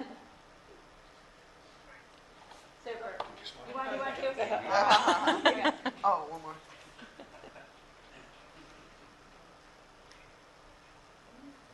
Perfect. Okay, thank you. All right, so thank you, everyone, and thanks to the county for your continued support. And we look forward to coming back after May 10th and reporting on our wonderful. Two quick things. Who's the new competition in the A category that we should be paying attention Eric, to? who do we have new companies in A Division? Well, we have the Cheesecake Factory, which that sounds like a lot of fun right there. I don't know how great a shape they're in. If they're eating too much cheesecake, Exactly. that's a good. We have Community Memorial Hospital. Came up with The cheesecake people could be tough in the tug of war. Right? There's no weight limit on that. That's right, exactly, right. Mhm. Okay. Well, you know, our tug of war team is undefeated in the history of the corporate games. I mean, the probation department was participating in the corporate games even before the county of Ventura as a total organization participated, and they're undefeated in the history of the A Division. So, Well, Christy, we want to say thank you for coordination and for all the coordinators that Christy has enlisted, volunteered, or however she roped you into it. Right? Yeah. There we go. Coerced. Exactly. Thank you. I bribed them with free pizza. Oh, okay. And lunch. All righty, great. So But whatever it thank you. takes. It is very good for county government and for our employees and employee relations, and for all the employees out there listening. We hope you'll get involved. There's so many different things. There's something for everybody in the corporate games and stuff. So we hope. Okay, and we encourage everyone to show up for the opening ceremonies on April 2nd. That's at 5:30, right, Eric? Yes. Right. Okay, perfect. I'll have a lighting of the torch and everything. All righty. Thank you very much. Thank you. All right. We have a motion to vote on. All right. And that's to receive and file this. And we now have presentation of a resolution proclaiming March 30th as Welcome Home Vietnam Veterans Day. And we're really lucky to have an active Vietnam veterans organization here in Ventura County. I'm also really pleased to see the recent series that's been on showing sort of day-to-day life for Vietnam, not veterans today, but what life was like for them in Vietnam. I think that's certainly been helpful. We have Dave Betty and Richard Camacho. We're going to ask you to come up. They have, I know, some photos and I think a PowerPoint presentation.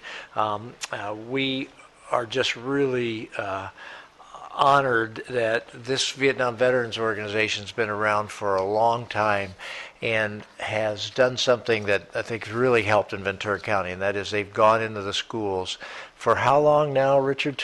25, 30 years? Well, if I count Ojai, 30 years. 30 years they've been going into schools. So just think of young people that they just would not understand. They have a different appreciation and understanding of the Vietnam War as a result of these men and women going in and talking about the experiences that they've had. So this is Welcome Home Vietnam Veterans Day, and I'm going to just read a little bit of this before we put you two on, and that is the Vietnam War was fought in the Republic of South Vietnam from 61 to 75. That's a long time, 14 years, involving North Vietnamese regular forces and Viet Cong guerrilla forces in armed conflict with the United States Armed Forces, allies of the United States, and armed forces of the Republic of Vietnam.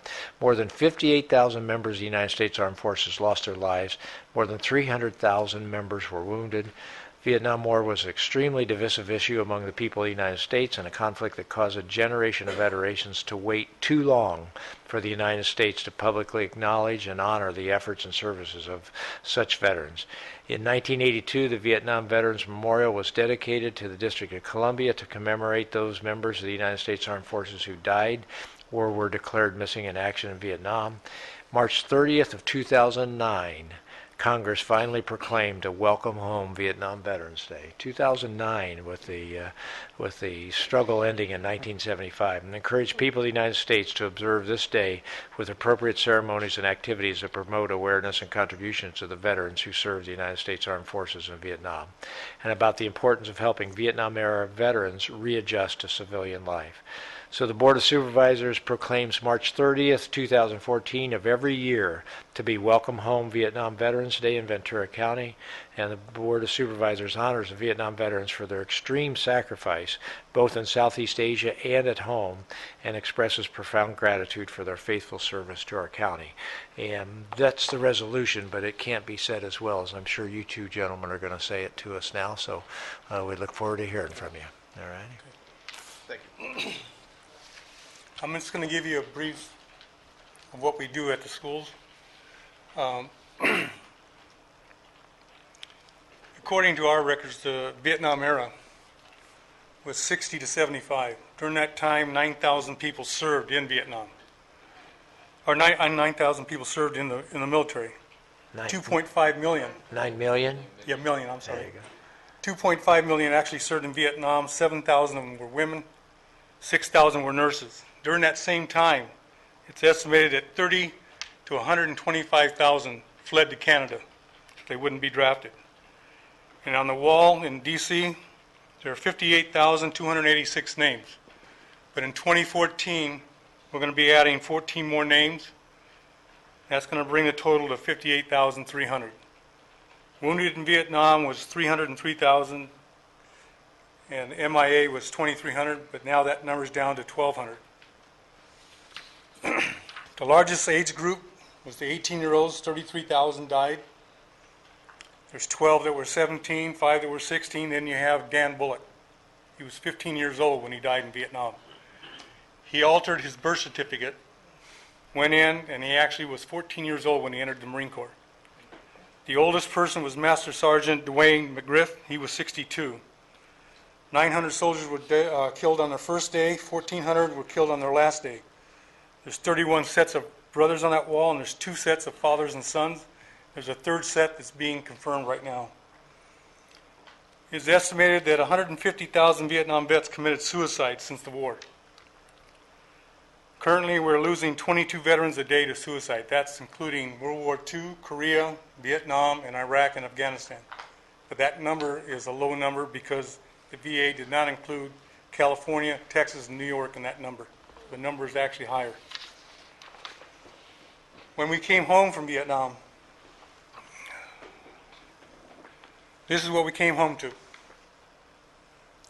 Protest. If you lived in a big city, this is what happened. If you were unlucky enough to fly into San Francisco, you were met by protesters who called us baby killers. They spit on us. And in some cases, they even threw human and animal waste on us. In the 60s, the media portrayed us as walking time bombs. Nobody would hire a Vietnam vet. If they went back to college, they were subject to protests by the other students. Nobody wanted to talk about Vietnam when we first came back.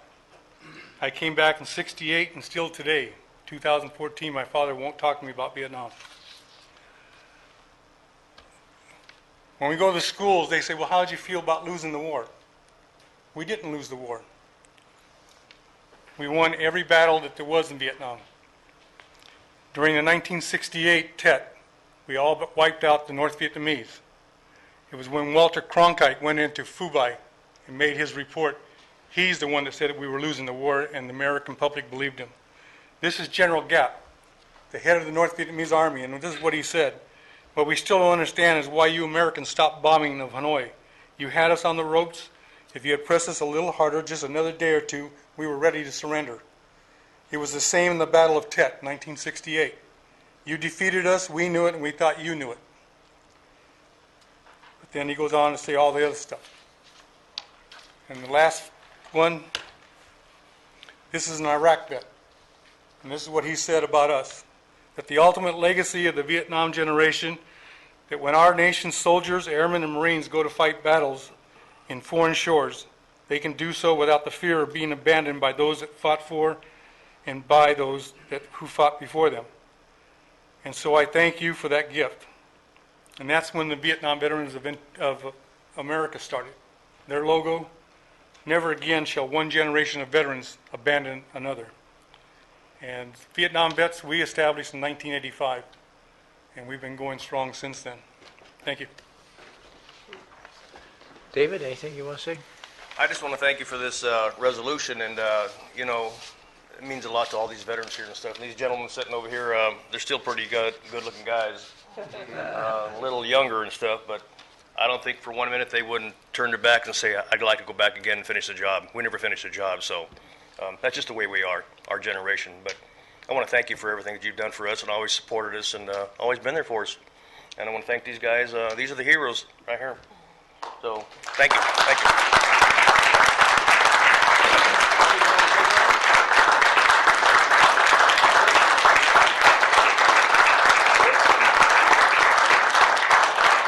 I think I'm trying to get Alvy up here, the commander for the AMVETS Ventura County, to maybe say something real quick here.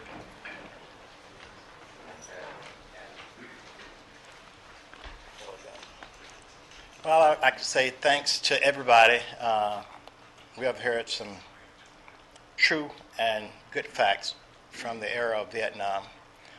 And I'm with the American veteran of Ventura County Post 5, but I am a Vietnam vet, and that's why I'm here. I was invited by Mr. Steve Bennett and these other gentlemen.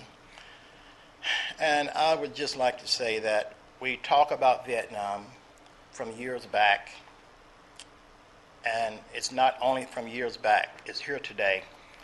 Some gentlemen, some comrades, or some friends, they have problems, and we ask everyone to help us and consider all the things that these vets have been through. And I would just like to thank the county and the Board of Supervisors and everyone else that participated. And I'd like to say thank you.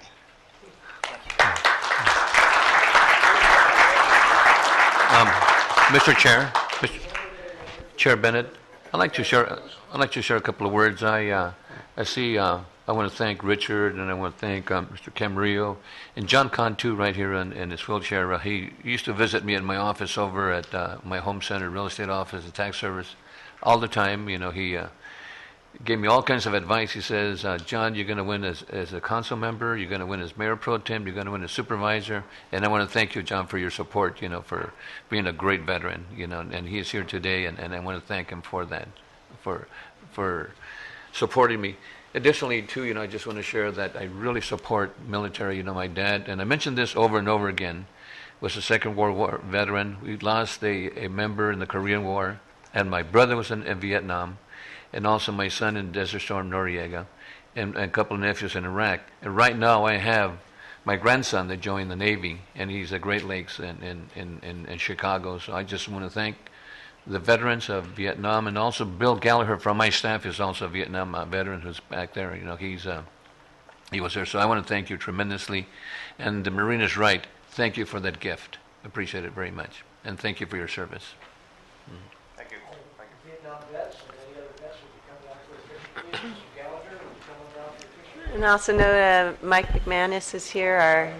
Yeah.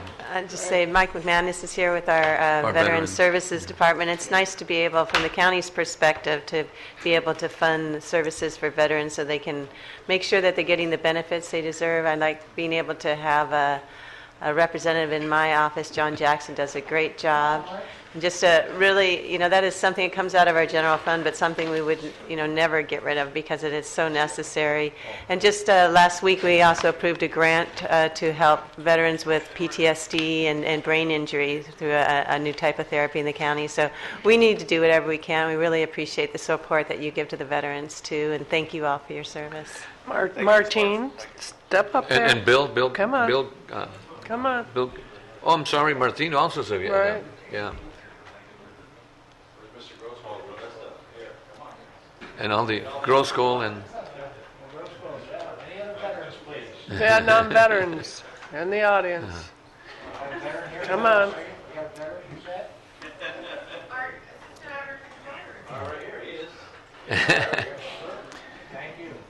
And Mr. Chair, while taking the pictures, I'm going to thank Mr. Camarillo for giving me the jerky that he brings all the time. And thank you so much. I'm going to have to report that in my 700. Thank you. All right. Let's see this.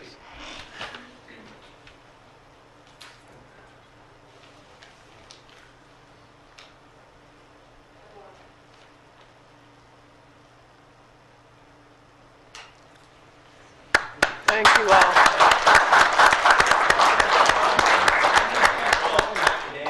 Thank you. Thank you. Thank you all for coming in and for your service and for making sure that we all remember.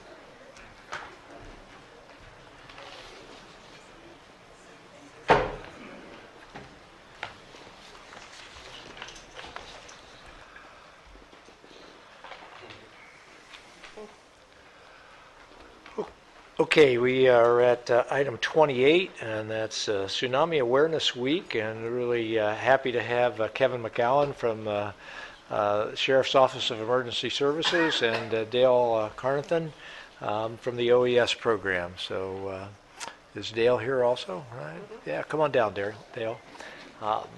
Thank you. The resolution, if I can, before we hear from Kevin. Ventura County is vulnerable to a wide range of disasters, including civil unrest, dam failures, earthquakes, hazardous materials incidents, fires, floods, terrorism, transportation accidents, and now we're adding increased awareness to tsunamis, as well as potential for public health and agricultural emergencies. Tsunami Awareness Week is a nationwide effort to encourage individuals to be prepared for tsunamis through education and awareness. March 27th is the 50th anniversary of the 1964 Great Alaskan Earthquake, and the Ventura County Sheriff's Office of Emergency Services will be making tsunami preparedness materials available to residents. We'll let you, I don't want to steal all of your thunder here as I go forward, but the board is very happy and takes great pride in proclaiming March 24th through March 30th as Tsunami Awareness Week, and the board further encourages all residents to take the opportunity to prepare for all types of local hazards in their homes, businesses, and schools. And certainly this is appropriate and timely as we've had the recent earthquake, we've seen what's happened in Japan, et cetera. So Kevin? Well, good morning, Chairman Bennett, supervisors, Mr. Powers. Thank you very much for taking the time to pass the resolution. As was said in the resolution, this is a kind of a hallmark year. It's the 50th anniversary for the big Alaska earthquake, the Great Alaska Earthquake. It was the largest earthquake we've had in recorded U.S. history. It was a 9.2. In current dollars, it cost about $1 billion worth of damage, and about 103 people were lost in that event. The tsunami that was generated by the event impacted California. Crescent City was heavily impacted, but its ramifications were felt along the entire western seaboard. And so what's important about that earthquake is that it shows that not only an earthquake locally can generate a tsunami that will impact us, but earthquakes throughout the entire Pacific corridor could impact us. So you might be asking yourselves, what could you do to prepare for tsunamis? And there's a variety of different things. One is if you feel strong ground shaking, earthquake in your area that is difficult to stand, that would be kind of the measurement, is if you're having trouble standing and you live in a coastal area, it's a good idea that could potentially cause a tsunami and you would need to make your way to high ground. Another thing would be to pay attention to National Weather Service alerts and then also warnings and alerts that come from local public safety agencies, so whether it's police departments or the sheriff's department. That would give you a lot of good information on whether there was a tsunami coming and where you should go to to escape the wrath of the tsunami. Current program that's underway right now by the National Weather Service and FEMA is to use wireless alert systems. So we've all been getting a lot of Amber Alerts on our cell phones, and that same system that uses that will also be able to leverage into the tsunami program. And so in the event of a tsunami, the National Weather Service will be able to issue wireless alerts to everyone now. So that's in the finalizing stages right now up at FEMA headquarters and National Weather Service. And we participate in steering committees to help advise policy on how that would be utilized. We also have the ability in the Sheriff's Office of Emergency Services to use wireless alerts too. So we have a pretty robust alert system that would be able to inform all of the individuals within tsunami areas of the potential impact of a tsunami. Secondarily, there's lots of good public information out there. You could go to any kind of search browser and type in Ventura County tsunami inundation maps, and you'll be able to pinpoint down to your house if you are actually within one of the tsunami inundation zones. So we recommend to everyone that lives in coastal areas to find out if your residence is within a tsunami inundation zone. And if it is, there's a couple of quick things you could do to help yourself, which is not only have a disaster supply kit at home, but if you live in a tsunami inundation zone, it would be a great idea for you to have a portable disaster kit, because if you're in that area, you're going to need to evacuate. You're going to need to have some portable items too. You can go to readyventuracounty.org, and there's a whole host of information on how to build your portable evacuation kit. There's also a lot of really technical information about tsunamis if you're interested in that. And in closing, just once again, I appreciate the opportunity to bring awareness to Tsunami Awareness Week. Could I ask a question? Uh-huh. With the weather, was it NASA or the Weather Service that will be able to text our phones? So it's the question text alert comes out of the National Weather Service. National yes. Weather Service. So the question I have is, do we need to register our cell phones with them, or are they able to get that No, from so the providers? the cell phone service is actually an opt-out program. So VC Alert is our county-wide program, and that's an opt-in where you actually have to take action, sign up for the program. The Wireless Emergency Alert System, WEA for short, it's an opt-out program. So right now, all of the compatible phones, which most new phones are compatible with that service. So, for example, iPhone 4S's and later models, so 5s and 5S's, are WEA capable. Those are already set up with that system. You would actually have to go into your notifications in the phone and turn those notifications off. So that's why they call it an opt-out program. All of the older generation phones that don't have that system are going through phases right now to figure out how we can technologically bridge that gap. Are they finding that texting is the best way? It certainly seems to be effective. Yeah, there's with everything, there's pros and cons, but there's a lot of pros to it. For example, it gets a lot of people a short amount of information. So one of the shortcomings is that it has to be short. You can't text 2 paragraphs of information. It's limited to 140 characters right now. So that's one of the shortcomings, but its speed is really one of its strengths. And we can hit a large number of people in that segment of area with that information that would be critical to evacuating them. And VC Alert does texting also? Yes, VC Alert does email, text, and voice, and multiple languages. Mr. Chair. It's nice to know that there is systems out there beyond VC Alert for reaching people by their cell phones in emergencies, and maybe that could be tapped into if we need to for a different type of emergency than tsunamis too. So it's good to know that it's there if we need it. Thank you. So you also have the ability to have the reverse 911, right? So VC Alert incorporates reverse 911. Uh-huh.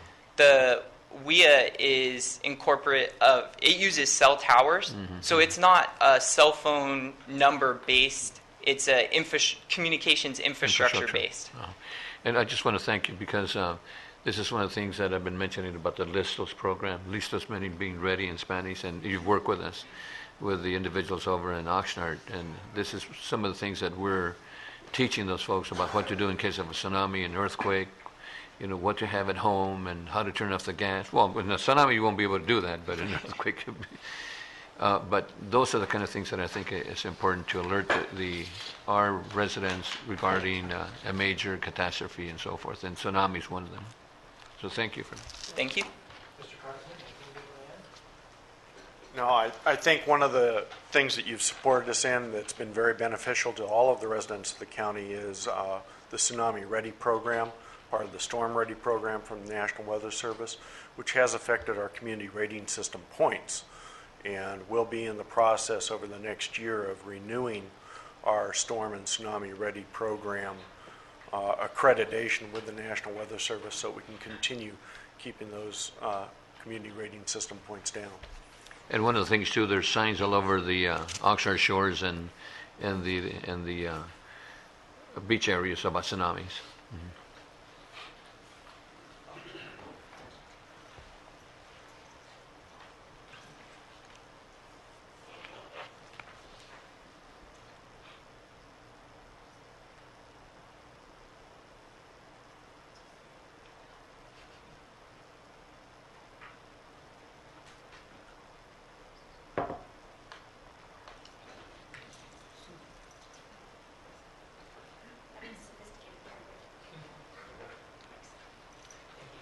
Thank you.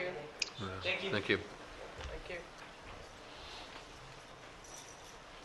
Our treasurer tax collector.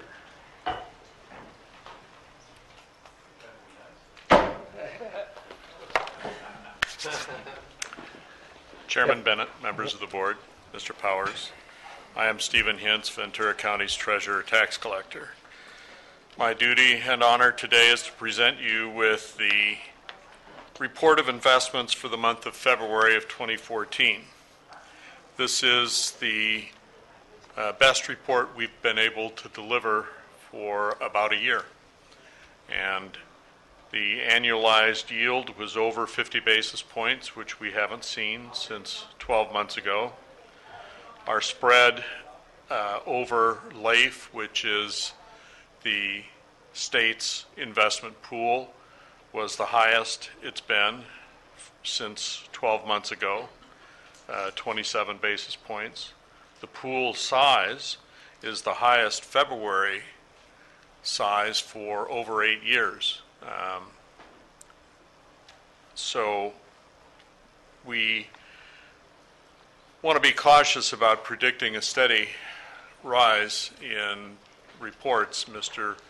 Bob Hansen cautioned me not to be too excited about February reports because it's a short month and it affected the annualized yield every month. And if you go back and look at history, it'll drop back 5 or 6 points in March. But it's a good report and suggests some value for the future. The biggest news is not in the report of investments, which of course, as usual, is pretty much ancient history. But last week, the Federal Open Market Committee did some things that are significant, I think, for interest rates in the future. First, they abandoned the unemployment statistics as a measure of what they might do and decided to focus on inflation statistics. To my way of thinking, of course, that means they changed from using one set of false and misleading statistics to rely on a different set of false and misleading statistics. But what's important is that the inflation numbers that they're reporting, not the ones that you and I realize every time we go to the market and the gas station and everywhere else, but the ones that the government counts, are staying very low. And because of that and the weak economic growth, nobody on the Fed believes that a rise in interest rates would be a good thing to happen right away.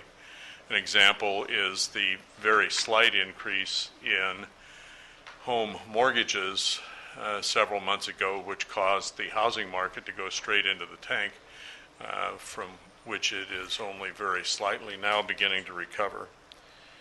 On the other hand, the new chair of the committee, Mrs. Yellen, got off script towards the end of her remarks and suggested that within 12 months they will release their grip on interest rates and let them float. Of course, all the smart guys say that she made a terrible mistake and it's a rookie mistake and how awful it was. But on the other hand, I tend to believe people when they say things, especially when they get off script, that that's probably what they actually think. So I'm predicting that there will be, the immediate effect of what she said was that the interest rates in my neighborhood went up several basis points, so that we're seeing higher yield instruments being offered, and I'm confident that within a year they will be significantly higher. So our goal for the next few months is to create some space in our weighted average days to maturity number, and to create some space in the way Standard & Poor's measures our portfolio, so that we can buy some of those longer term instruments that will give us better yields in the future. I am, of course, here to answer your questions. All right. Have anything? We're ready for a motion. Thank you very much, Mr. Hentz. I do have a quick question. Yeah. Yes, sir. Could you explain the February thing again? Why February is misleading? Well, it's only 28 days, which means that the $750,000 earnings that we had in February are really remarkable. But in terms of measuring the annualized yield, the 28-day month makes the annualized yield look higher. Great. Thank you. All right. We're ready to vote. And that passes. And we're now at item 30. And we have a resolution here, item 30. And we have quite a few people that have come into the boardroom, and I'm sure we're all pleased about this. But Jan Gardiner, would you please come forward?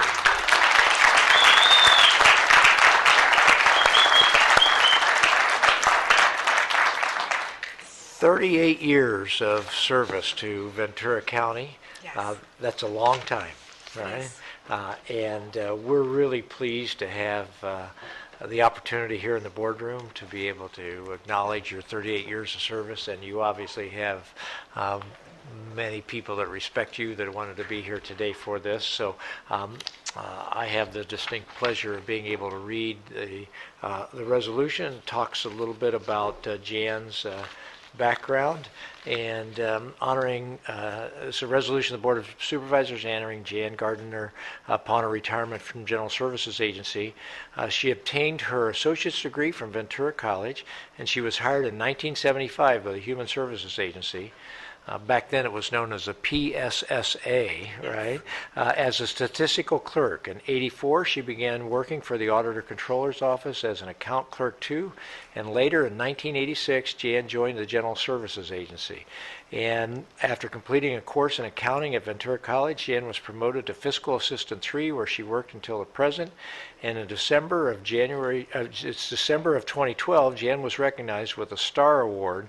That's a Special Thought and Action Receives Recognition for her idea to work with the county's trash vendor to streamline the invoice process, reducing 128 monthly invoices down to 8. Now that's 128 to 8, right? Saving the county over $5,000 per year. Jan's been married to her husband Tim for 38 years, and they have 2 children, Jeff and Tiffany, and 1 grandson, Jack, who just turned 1 year old. And Jan's love of music is evident in that she's been a loyal member of the County Government Center carolers who entertain us during the holiday season each December. And now therefore be it resolved, the Ventura County Board of Supervisors takes great pleasure in honoring Jan Gardiner upon her retirement from the Ventura County General Services Agency after 38 years of devoted public service to the citizens of Ventura County, and wishes her much happiness and good health for many years to come. Right? So congratulations, Jan.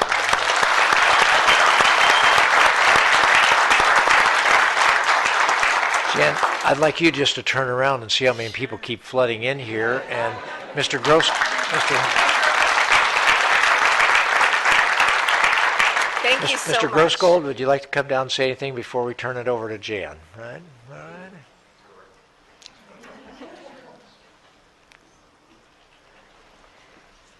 Jan has just obviously been a fixture at the county and in GSA. She's always got the smile on, and she's always ready to talk about just about anything, I think. It's just great to have someone like that who is just, when things are a little tough in the office, you look at Jan, she is just bright and she's taking care of business, but always in a way that's so friendly and so outgoing. And when you see her, your face just lights up, and it takes a little bit of a burden and load off the day. And for that, I appreciate Jan, and we're going to miss her around the office. So thank you, Jan. Thank you. Thank you so much. So Jan? I've always felt it was an honor and a privilege to work for the County of Ventura. And through the 38 years, I've met so many people and got to know them. And there's none better, really, than the people I work with at GSA. And I sure appreciate all of this for everything that you've given me and done. Thank you very much, Jen. Is your husband here today? Is your husband here today? No, he's not. Okay, great. He's working. He's working. All right.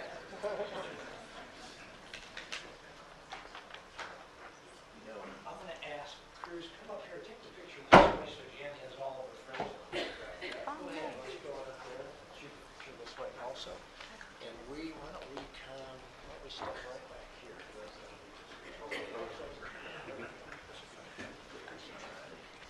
Hold this up high. That's what he does. Just put these down. There we go.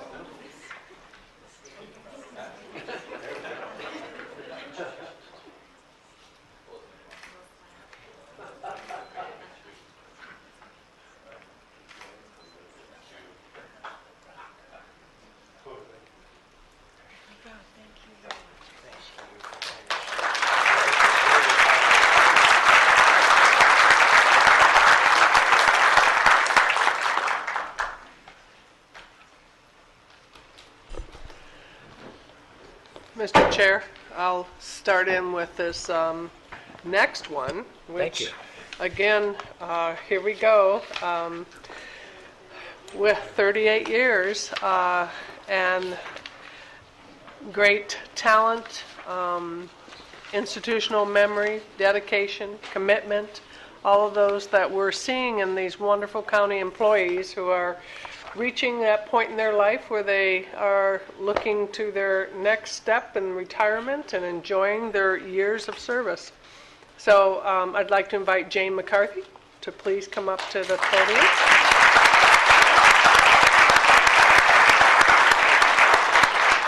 And I too will read some from this resolution and take a little time, as we do when we have employees of such decades of service retire.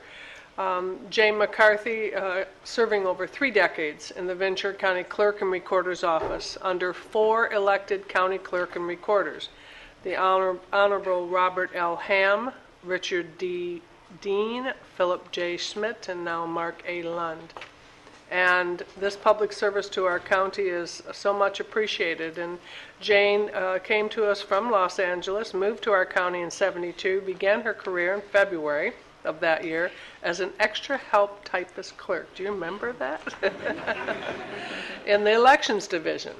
And then in December of '72, accepted a permanent secretary position in the building and safety division. She skipped out of the county for about 4 years, but then returned as elections technician 1. Quickly promoted in '84 to elections technician 2, and again in '86 to clerical supervisor 2 in the elections division. Jane was given the title of Administrative Assistant 3 in the County Clerk's Office, and shortly after, in 2006, appointed Administrative Officer 2 in the County Clerk Recorder's Office, serving as the department's Fiscal, Administrative, and Human Resource Service Manager. And in that department, Jane supervised a 4-person staff, developed and monitored an annual operating budget of $10 million, was responsible for the collection of additional $8 million a year and documentary transfer tax revenue. She oversaw and reconciled millions of dollars in 35 different department trust funds. Jane's sound fiscal knowledge and management skills and strict accounting standards were instrumental in the county clerk's office, returning a total of $2.3 million in net cost savings to the county general fund since 2010. So there you go, Mr. Powers. That's right. Most recently, earning the department's further recognition by the Auditor Controller's Audit Division for achieving 100% compliance level with their in-depth audit of the department's $1.2 million Social Security number truncation program. So, with her fiscal leadership and her work as the department's Human Resource Department, she developed a comprehensive new employee orientation program which still serves the agency well. She has achieved one of the best employee retention, claims avoidance, and customer service records in the county.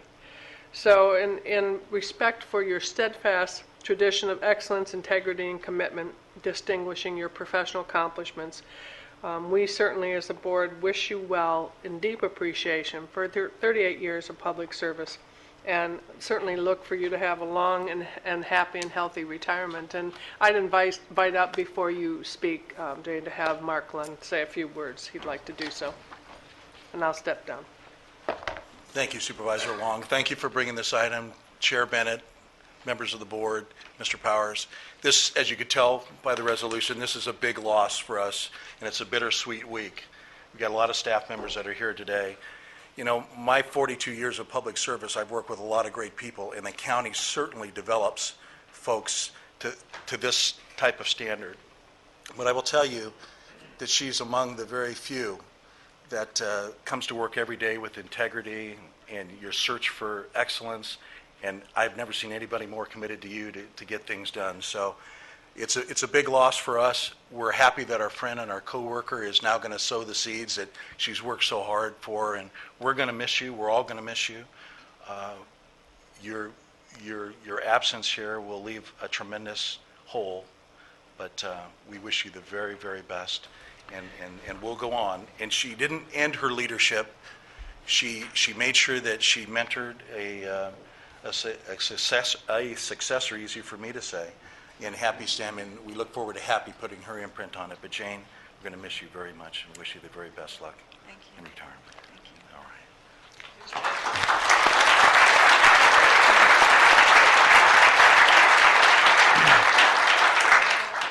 right. Mr. Chair, I noticed that we have Phil here. I wonder if he'd like to.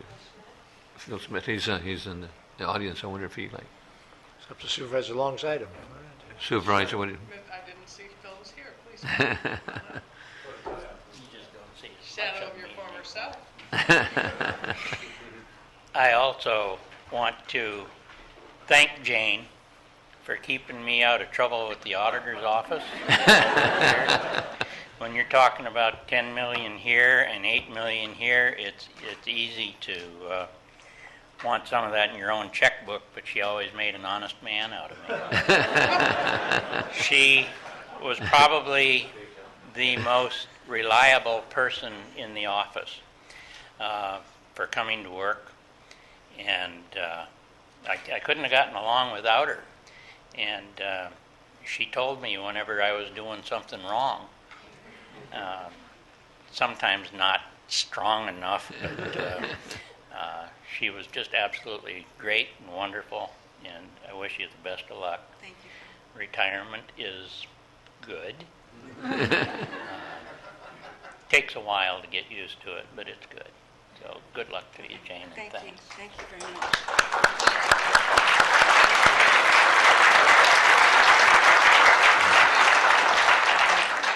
Thank you, Supervisor Long, Chair Bennett, members of the board, Mr. Powers.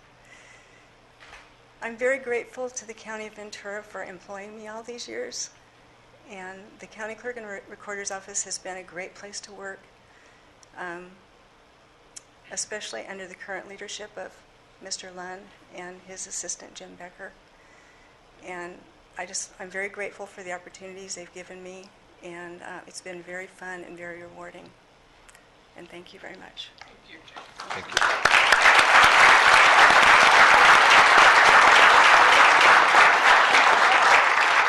We'll do it this way, and then we'll turn around. We're supposed to turn this way. Oh, I I can go over there. Steve, I need lessons. Okay. There we go. I'll hold this up for you.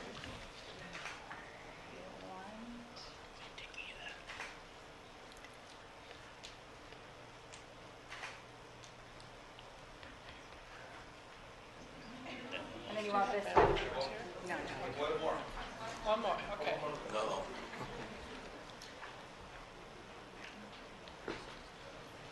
Thank you. Thank you very much.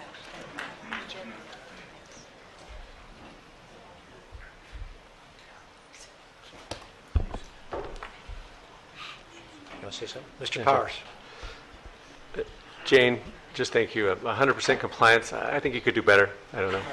But really, to Jane and Jan, listening to you speak this morning and hearing all your accomplishments, you are truly role models of excellent public servants. So thank you so much.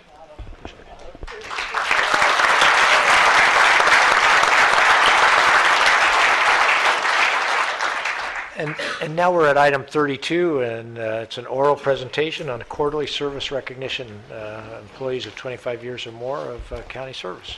Just introduce this here real quick. This is an item we talked about with your board for a while about, as we just heard, there's such great examples of the long-term commitment and dedication of county employees. And I think that's one of the things that really makes our county excel here. It's the institutional memory you've talked about. There's also the relationships that are developed within the departments, across departments. That's our strength. And so we thought it would just be so appropriate to recognize those folks. And we appreciate the department heads working with us. And they're a humble group, so they really don't want to be recognized, but those are the exact people you should recognize. So we promise we'll make this quick and painless. But thank you all for being here today. And Kelly, sure, thank you for leading this. Sure. Okay, so we have 17 employees we're recognizing today for 25, 30, and 35 years of service. So we'll get started with Anthony Biter. He's a deputy sheriff with the County of Ventura. So Anthony, as I'm talking, you get to come down. And is currently assigned to patrol operations out of the Sheriff's Fillmore substation. In his time as a deputy sheriff, Deputy Biter has worked jails, courts operations, patrol at 5 different stations, and motorcycle traffic enforcement at 2 stations. Congratulations.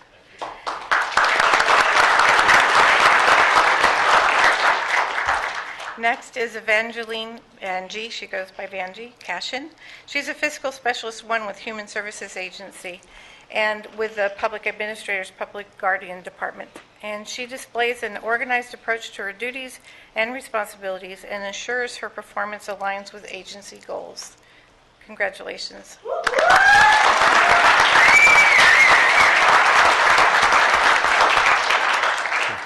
Next is Jennifer Enoch. She's an HS Program Analyst 2 with the Adults and Family Services at Human Services Agency.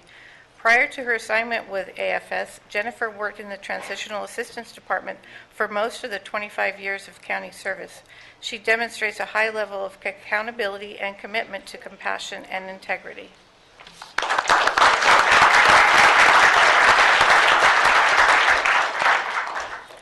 The next employee is Donna Forey. She's a senior attorney in the Public Defender's Office, and she also has 25 years of service. Donna has served with grace and passion, professionalism, and dedication protected the constitutional rights of Ventura County residents accused of crimes. And we have a quote from Judge Hintz. She has exemplified the lawyer's dedication to professionalism, professional representation of people who need help the most and can afford it the least. Congratulations.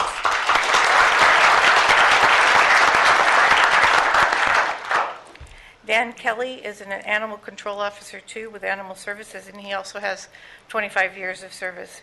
Dan goes above and beyond every day while assisting and educating Animal Services customers, the 2- and 4-legged alike.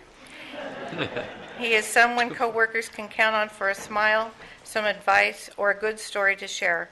Always upbeat, Dan is a valued animal control officer with Ventura County Animal Services.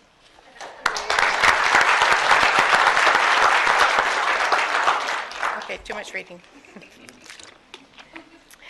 Next is Mickey Moodhart.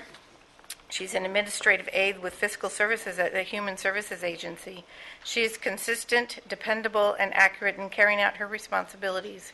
Mickey gives importance to purchasing and general accounting tasks and deadlines.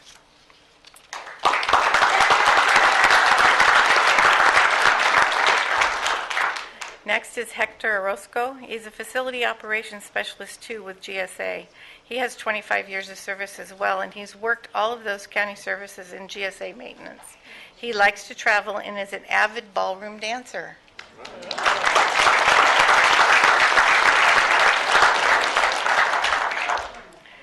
Mary Rangel is an inventory management assistant too with a healthcare agency, and she also has 25 years of service. Mary is a hardworking, reliable, and dedicated employee working in the central supply area of VCMC. If you need to know directions to any restaurant, just ask Mary.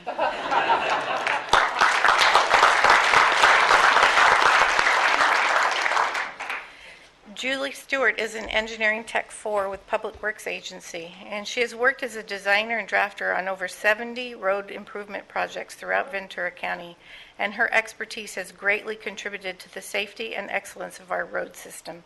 Congratulations.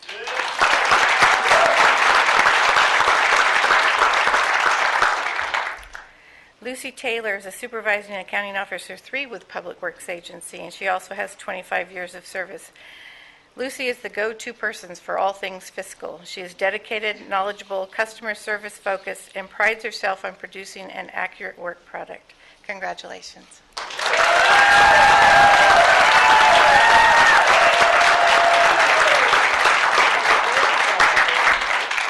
Okay, now with 30 years of service, Karen Bateman is a clinical nurse manager with a healthcare agency.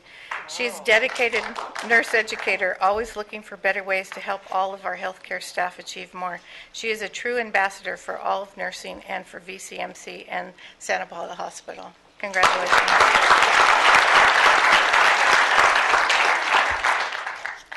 Okay, next with 30 years of service is James Andrew Dembowski.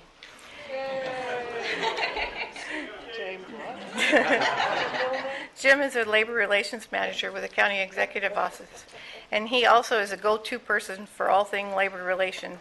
He also teaches what has become the most popular class in our nuts and bolts training program, and in case you haven't noticed, his favorite color is pink. And don't have it on. Next is Chris Lathrop. He's a sheriff's captain with the County of Ventura Sheriff's Office.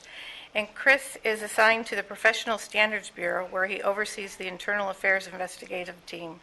Since December, Catherine Lathrop will have provided the citizens of Ventura County 30 years of service.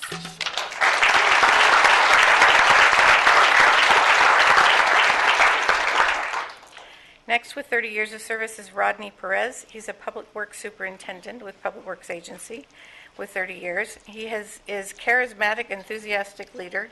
He engages staff to understand and accept our obligations to the public, and he's dedicated to public service. Congratulations.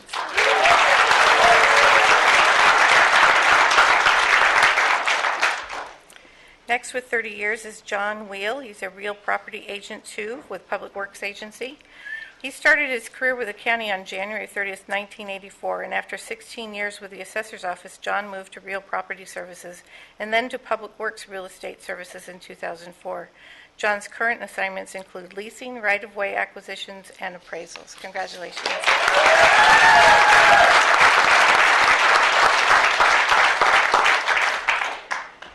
James Wolf is a principal network systems analyst in IT services with 30 years of service. He started out his career with the county installing radios, lights, and sirens on sheriff's cars and motorcycles for over 30 years ago. Since that time, Jim has spent the bulk of his career with us on one of the chief engineers and architects of our county data network.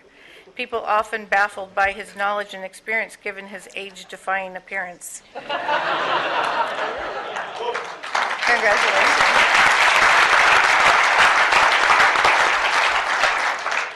And last but not least is Tony Cuchillo with 35 years of service. Tony is a supervisor of Public Works maintenance and Public Works, of course, and he is knowledgeable in tree and vegetation characteristics of species encountered in Ventura County. And he has taught coworkers to avoid plant hazards, which I probably think is a really good thing when they're out there in the field. And he has an outstanding work ethic and leads by example. Congratulations.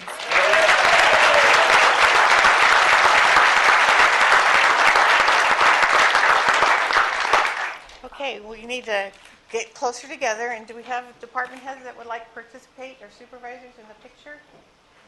Yes? No? Come on down. Do you want the board to come down too? They can stand like where they are. Yeah. All right, some people have to come in closer.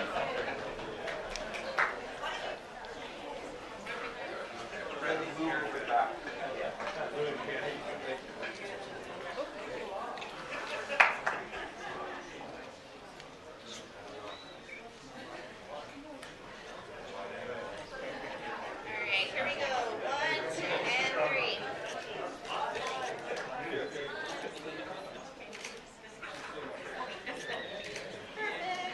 Thank you, guys.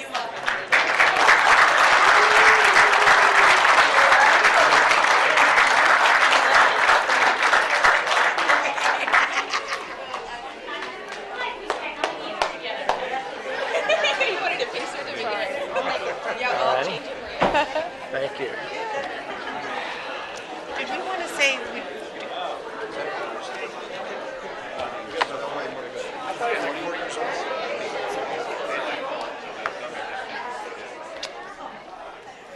We need a motion to receive and file.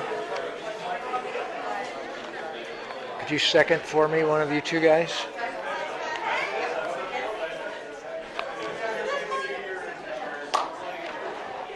I'm gonna do a gross violation.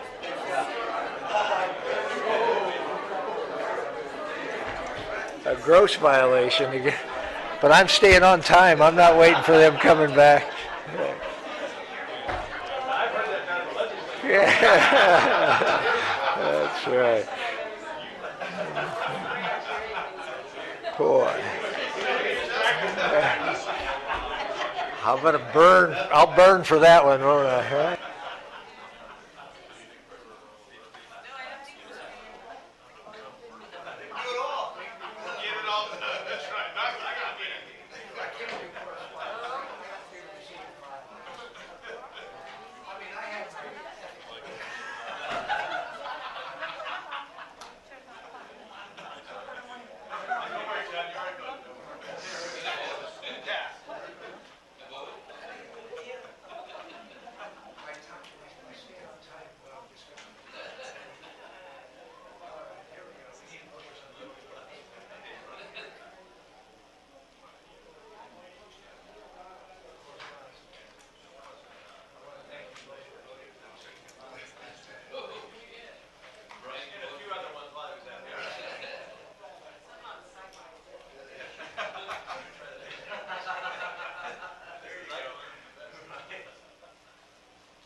Michael, Mr. Chair, I didn't,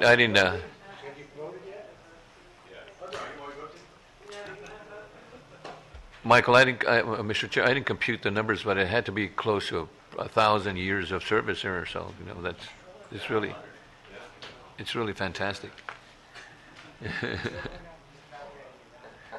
All righty.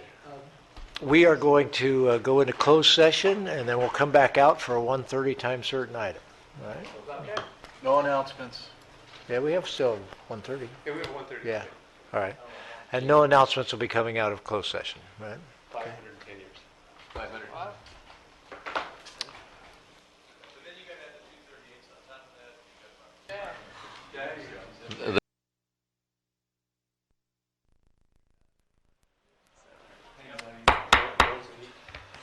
Okay, we'd like to call this meeting back to order, and we have our 1:30 time certain item 38, KDA. Mr. Zimmerman, good afternoon. Good afternoon, Chair Bennett, members of the board, Mr. Powers. I'm Barry Zimmerman, the Human Services Agency. And today, along with me, Melanie Roy from the Behavioral Health Department of Healthcare Agency will be presenting this item on KDA. This is a presentation really to give you some information and understanding around the initiative of KDA and what we're doing with the child welfare system in total, really in particular with CFS and with the behavioral health system, and what the initiatives and requirements that we have and what vision and goals we're trying to achieve. under this concept of KDA, and I'll give you a little bit of history why we call it KDA and how it came about. So we have a short, relatively short PowerPoint presentation, but more or less to open up a dialogue and understanding of what we're trying to achieve from this initiative is the goal here today. So KDA is named after a litigant that happened in Los Angeles County, and it was a child that was referenced as KDA, and 4 other children sued the Los Angeles Children's Family Services, the state's health department, DHCS, as well as the state's Department of Social Services. And the claim was that a child in the welfare system did not get the appropriate services, mental health services in particular, that they needed at that time. That happened in 2002, and that has been working through quite a lengthy process of going through assessing and analyzing the needs of children, the needs of the system, where the system had some failings, all those type things. And there were some conditions imposed on Los Angeles County.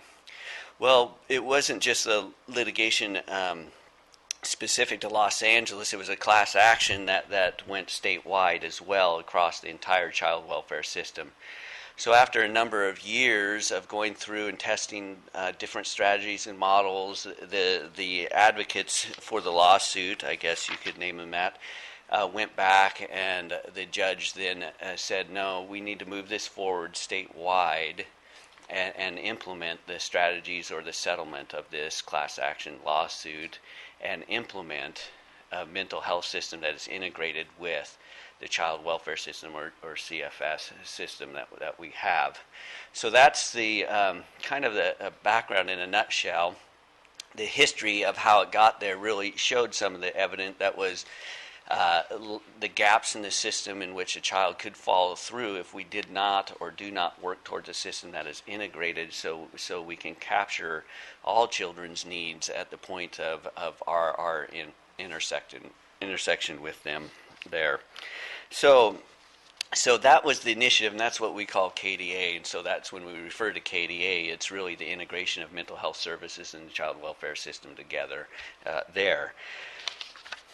So out of this settlement, the state has had work groups with stakeholders, with counties, with many parties to come up with if you want, a model or a structure by which this system can be built upon. And with specific outcomes, objectives, and goals that need to be interlaced within this system in order to assure that the right services, and not only the right services, but the focus area of services is hitting the right population that they're desiring to see some outcomes with. So the objectives of the settlement these are only some of the few. It's quite a lengthy document and going over, but there's some key points that I'll highlight is develop a comprehensive approach to mental health services within child welfare. And so as opposed to, and I think in Ventura County, we've always, if you know, and throughout the history of our agencies, we work well together. So it's not as if we were diverse in our systems and services, but now we're even expected to be even closer or more integrated than we can. And we see that vision and want to have that as a desire to do so, as opposed to just a system that delivers and we refer, that we want to be integrated together in meeting those outcomes. Create a system that is nice, that one of the deliverables is a system and a fiscal system that supports it. And so there's efforts not only at the local level but at the state level to identify funding and areas of resources that can be put towards this type of a system to keep the services as strong as possible there. One other bullet is to provide intense treatment in children's own home, in a family setting, or the most home-like setting possible. And that's kind of a new direction of this objective is versus a more clinical-based treatment system.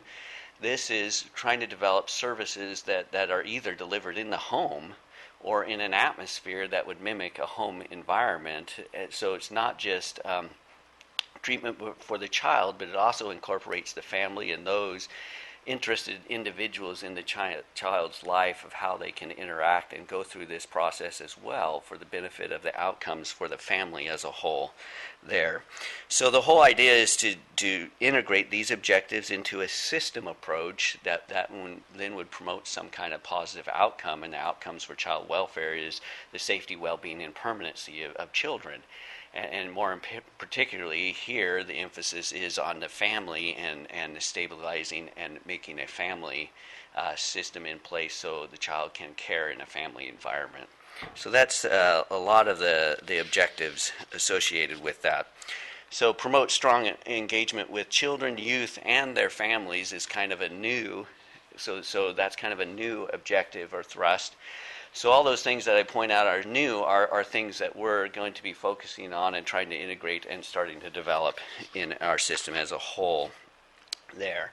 So now I'll turn the time over. Melanie and myself are going to tag team this presentation. She's going to cover a little bit of what we see as in the need and the why this is important there, a little bit on the structure of the system of there, that we're talking mental health services, but there's levels of services. In this settlement under KDA, it talks about that there's a class, which would be the class action suit, but there's also a subclass associated with specialty services, and she'll describe that out.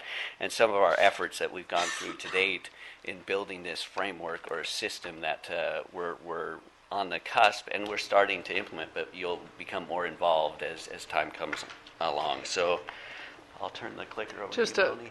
Yeah. Barry, you're challenged talking with only one hand, right? Yes, because I use my arms, and it's getting very difficult. How's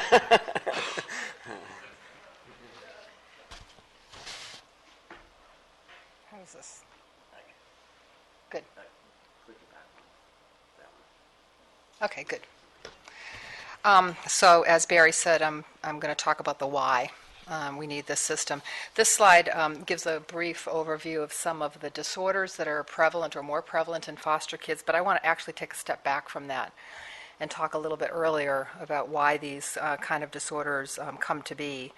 What we know from research that's occurred, a lot of it in the past decade, is that in utero, in the last trimester, and very early postnatal, and especially in the first couple of years of life, that the relationship between a child and a mother, those caregivers in the first years of life, have a direct and enduring effects on the child's brain development and behavior.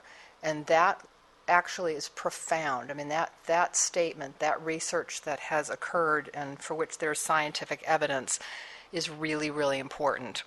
And that the mother-child relationship, there's actual significant brain development that occurs in the right hemisphere of the brain, and that's where affect regulation is developed.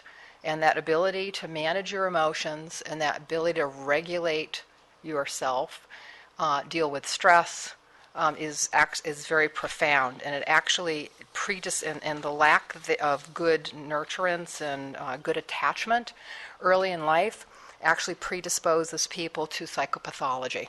And that's why we see in populations that are the subjects of abuse and neglect, we see a greater incidence of psychopathology. What's exciting about that is that we can intervene. I mean, so to me, I mean, the fact that this occurs and the fact that 40% of the kids approximately that are taken into dependency are 0 to 5 is tragic from one perspective, but from the other perspective, we have this incredible opportunity to intervene. And we know we can intervene, and we know that the earlier we intervene, that we can actually have an impact not only on the behavior of a child, but we can have an impact on the developing brain, and how that brain is able to regulate affect, and how that brain is able to walk itself through life for the rest of that child's life, because that template is developed.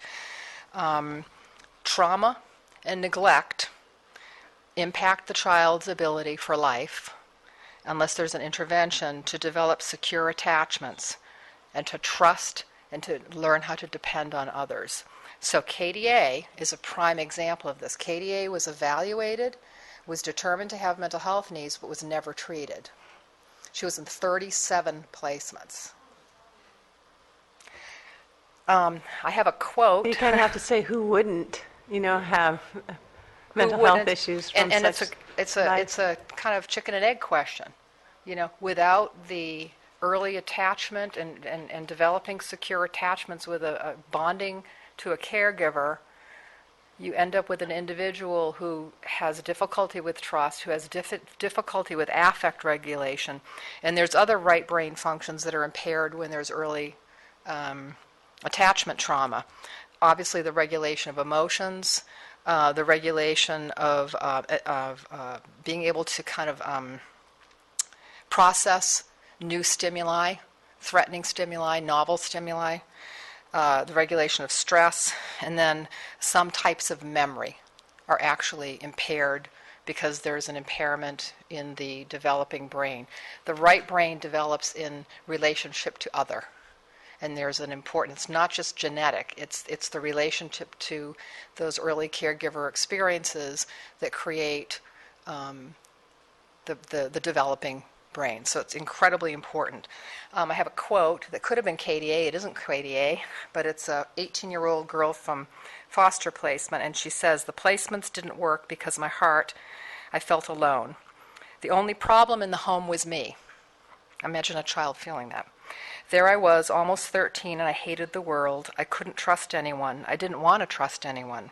How could I trust anyone? I had to protect myself from hurt. The only way I could do that was to guard my heart. I messed up 4 homes because of this." So again, if we can intervene early and assist not only the child but the parent, assist in these attachments and in this bonding that needs to occur to have healthy mental health later in life, if we can intervene, we can make a huge difference. So I see this as really exciting. Not only can we intervene with the child and impact that child's life, but obviously the family's life. And then you think of the intergenerational aspect of this. That child grows up to be an adult and potentially a parent. And how is that child who has been unable to form secure attachments, unable to have intimate relationships, how is that child going to parent? And then you have an intergenerational effect.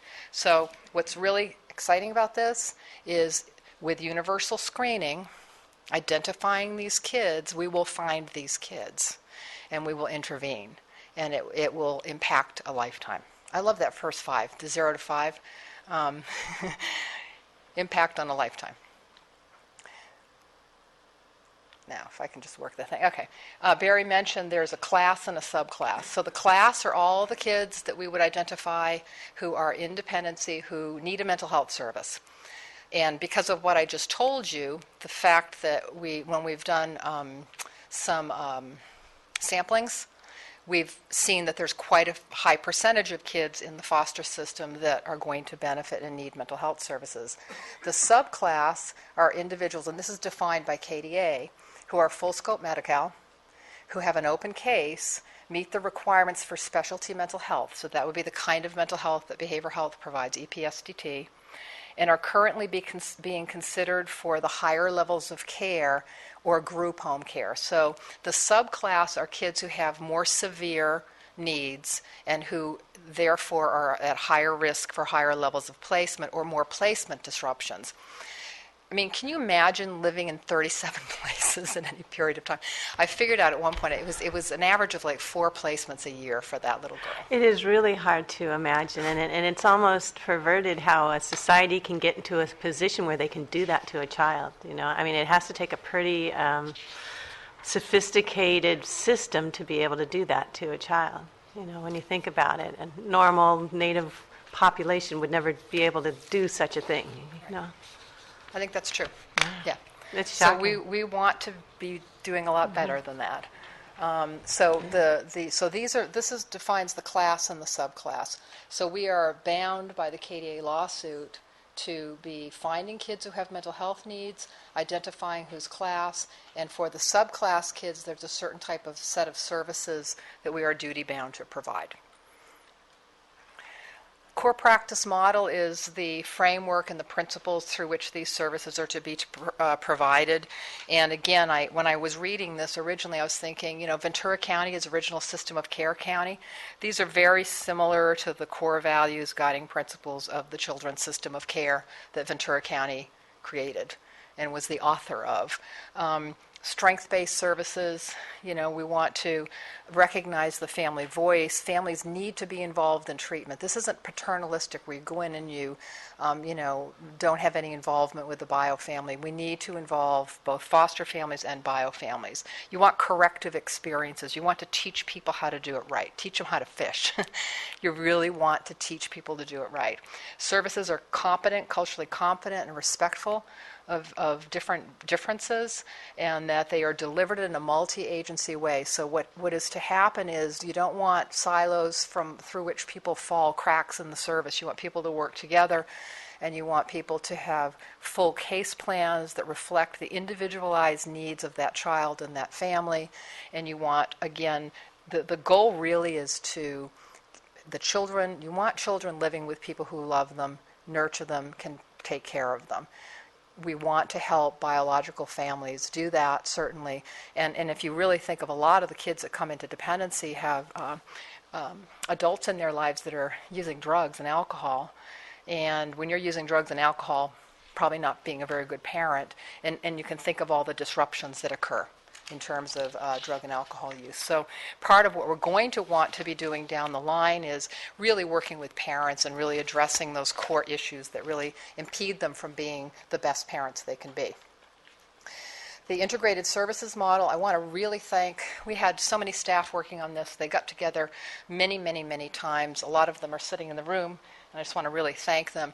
And they really put their heads together to come up with a way that we would work together, one, at intake to quickly do a screening, to identify the kids that have mental health needs, to identify who needs an assessment quickly, who can have an assessment sort of in a more routine manner, and to develop the appropriate levels of care. You've heard me talk a lot about continuum of care, and we need to make sure that we have a continuum of care for kids in foster care and their families so that we can make sure the child is matched appropriately to the care, is in care for an appropriate length of time, and that the type of care we're providing is the right type of care. There's a whole body of evidence now, trauma-informed treatment. And yeah. You got two questions here. Supervisor Long first. Sorry, okay. How does this bridge what had been, and maybe still is, barriers related to the whole privacy issues between the agencies and the clients we're serving? In terms of kids, we have fewer issues related to the sharing of information. So we're able to get together and share information relative to the child and their treatment and their needs. In a child investigation for suspected child abuse or neglect, there's a period of time during which more information can be shared that would be relevant to the investigation to make sure that the child is safe. So there's kind of increased ability to do that with some of the new laws that are in place. What we're also trying to aggressively, frankly, put in place are better ways for us to communicate around those circumstances when we have an adult who has mental health or alcohol and drug issues, and we want to make sure that those issues are being addressed so that the child, one, obviously is safe, and then secondarily that we have the ability to intervene with that family and make a safe environment for that child. We still have to have patients sign releases of information in order to share information. But what we're trying to do between our systems is make sure that those releases are being sought, and that if they're not acquired the first time, that we continue to do that. And I think the increased awareness is really important. The adult system on the mental health side wasn't always so much attuned to family. I mean, it was really, again, the treatment changes throughout the course of years and sort of the focus of treatment and how treatment's, managed and seen. And it's really important, and there's greater importance if you understand somebody who has a severe mental illness and a child in dependency, to make sure that we're bringing everybody together and making sure not only is that person's mental health needs, the adult mental health needs being met, but what kind of parenting is going on. So those kinds of discussions are certainly important. And where are we in the implementation process here? We have a system designed that we think is a pretty good system, and we're going to be coming back to the board, I believe, in a couple of weeks to request positions to be able to implement this. We have services, again, all the different types of services, and I'm going to turn it over to Barry now to talk about outcomes and some of the other objectives, if you don't have any more questions for me. Thank you. Yeah, as far as the work product, it's been a work product for 6 months or plus, the staff working together and trying to build a system that is more integrated. Today we do deliver services through the mental health service kind of on a referral type basis, but our vision and goal is to integrate the two systems so we're both working in commonality on mission and goal and vision. So they've kind of, and we've documented the whole system, so I just wanted to show this is one of the flow charts that's showing the system-based activity that has been documented. So it's not just that we're meeting across the table and say, okay, you do this, that. It's being documented down, and now what we're doing is then getting relative, data points and so forth to find out, is the system going to be, so we can monitor the effectiveness of how kids are progressing in the system throughout. So I think one of the goals of it, though, was universal assessment, and I think that was an important aspect that Melanie highlighted there, because it's not just that we're going to have some kind of screening tool and hope we capture everyone. The objective of the system is to continually follow up and to assure that children are getting the appropriate screenings throughout the entire time they're in the system, not just so much up front. We'll do that up front as the initial, but we also have built into the system, if you will, subsystems to go back through our system of kids that are in care to assure that they are being captured and properly identified for services that they stand in need of. So that's a huge, that I would say, an enhancement to our existing structure in that regard. So the objective is that all children will be screened for mental health needs, as I just described, not just at the initial, but throughout the system there. That not only that we'll be looking at the treatment modalities for children, but the concept of the family structure as well. So if parents have, and which we often find is that parents may have issues, let's say a substance abuse issue, and the child also has a mental health issue. We need to take care of both of that in order to get that family stabilized and in a position where the child can be cared for in a safe and nurturing environment. So that will be a further development as we go along, but the objective is the well-being, permanency, and safety of children is our primary goals, and that's what we're integrating together as a two-system mission look. So just who's impacted by this, to give you an overview, our current system, we're just over about 1,200 kids in the system, and you've been seeing that over the years grow. We're hoping that we can get some intervention in that will taper that off shortly. But about a quarter, just over a quarter of them, we know have some kind of attachment to the behavioral system today. And of those quarter, about half of them would be the high end, or what we would call the subclass individuals needing intensive services. And so we've gone through our system and started identifying these kids in relationship to the system what we're building. So they may be receiving services, and we may be aware or unaware of that. Now we're gathering them together and say they're going to be part of the system as a whole, so we understand that they are part of the child's welfare mental health system together. We've also gone through and done an assessment on some statistical analysis, say, well, okay, because we want universal assessment, how many more children that we may not have had symptoms or manifestations early on, what does our whole system look like? And we think about another 470 additional kids would benefit to the attachment, whether it's class services, like lighter mental health services, or about what we're seeing, about 50% of them would then need higher end services there. So that would be our relative growth that we're talking about in implementing the system and expanding the capacity in order to really adhere to a magnitude of children that we estimate would be needing these services, and we capture them and bring them into the system there. So that's about, that's a pretty healthy growth. About 400 and some kids are going to be in high-end services.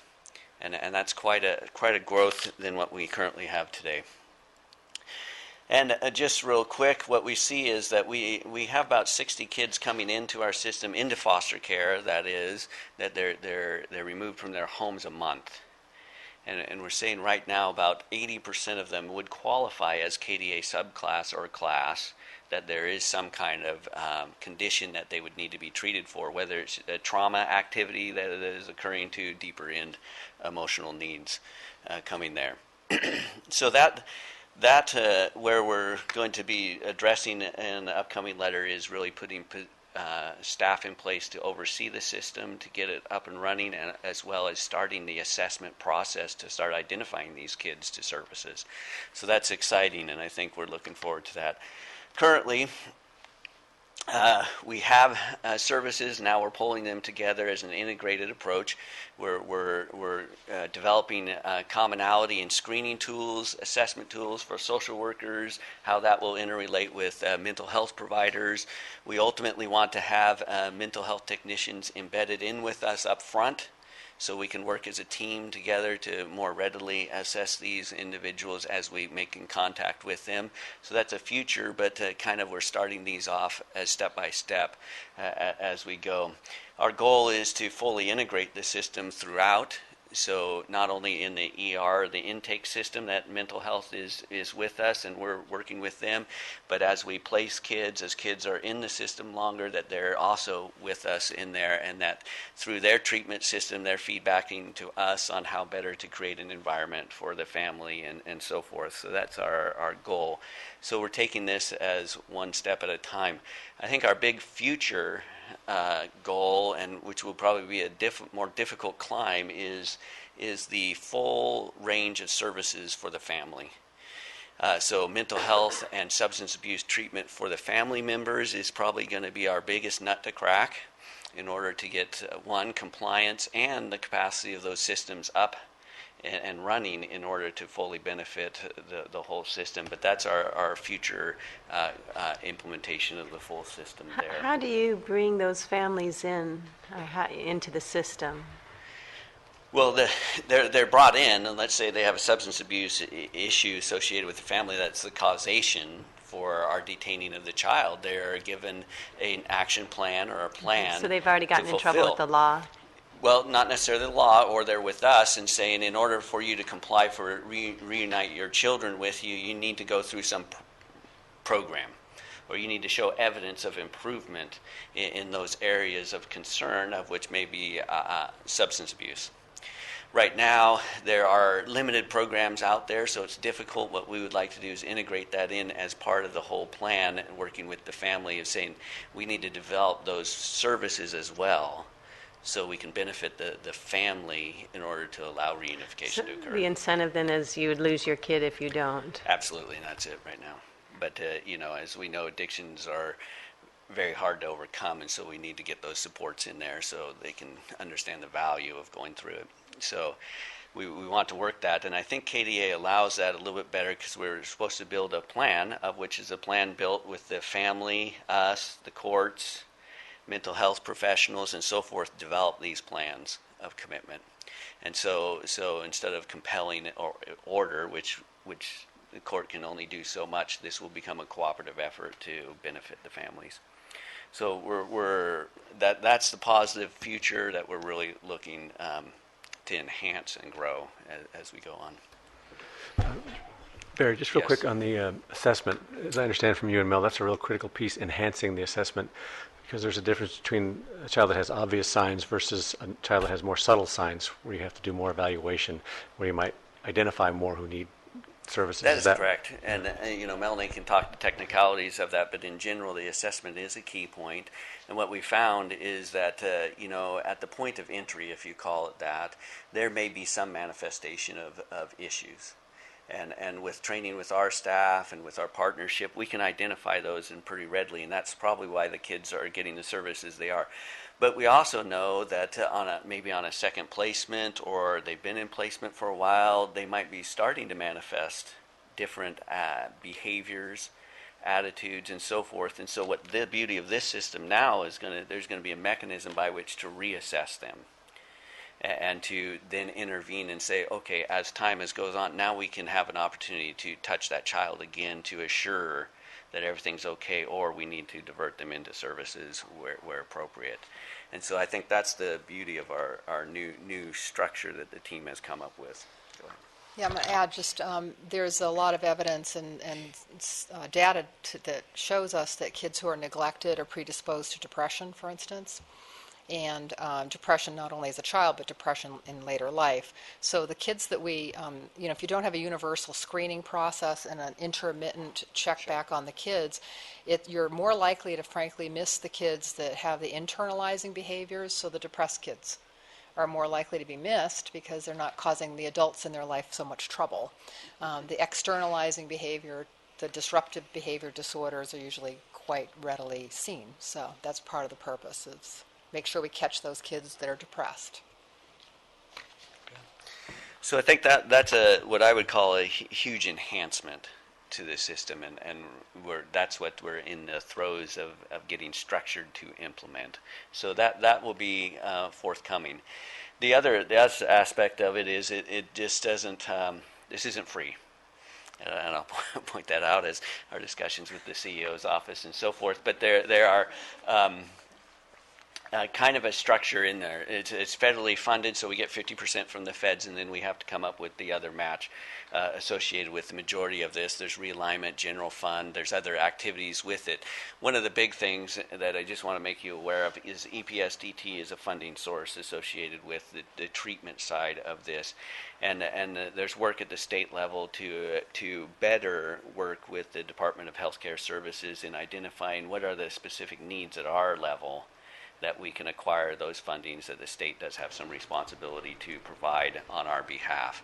And so right now they kind of cap that to the county and say, good luck county, but this is really an entitlement, if you will, a Medi-Cal service entitlement that is being imposed by a court to us to say this is what you need to provide. And so the state can't relieve themselves of that obligation to participate in that. So with CSAC, and will be in Supervisor Long's committee sooner or later, with CSAC and with CWDA in particular are leading a task force of which I'm participating to work with the state to fulfill their obligation as well, which will help us better meet some of the future goals that we're looking for here in the system as a whole.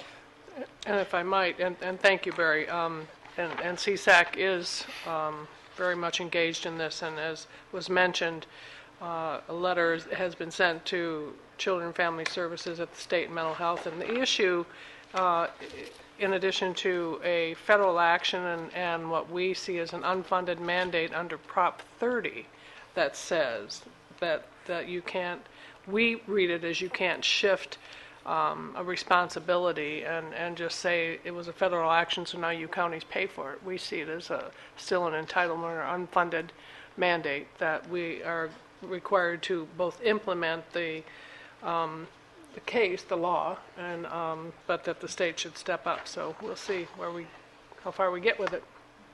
Yeah. So that kind of gives you an overview of our initiatives associated when we call KDA is really the enhancement of mental health services with the child welfare system. We're very positive on it. I think it'll yield great benefits in our county. We're starting with the initial steps. We'll periodically be back with plans of actions on evolving this system from resources to just reporting back on the successes of what we see happening in the system, but we're taking an incremental approach of how to evolve from where we currently are to this vision that we just outlined here.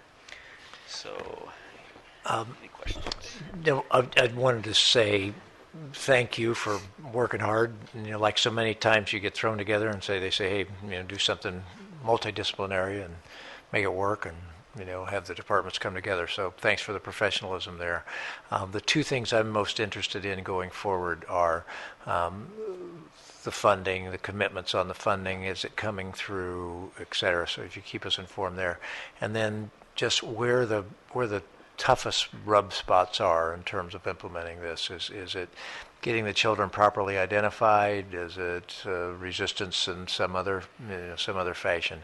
But obviously, this is really important that we get it right for this population, and it's good that somebody recognizes this population needs significantly more resources, Yes. but I just want to make sure the resources come. They stick us at the end of the pipeline without the ability to tax, and so keep us informed so that we can put the appropriate pressure on them. But thank you for your professionalism. Yeah. Appreciate it. Thank you, Supervisor. Anybody else? Anyone else? Okay. Good. Okay, we need a motion to receive and file.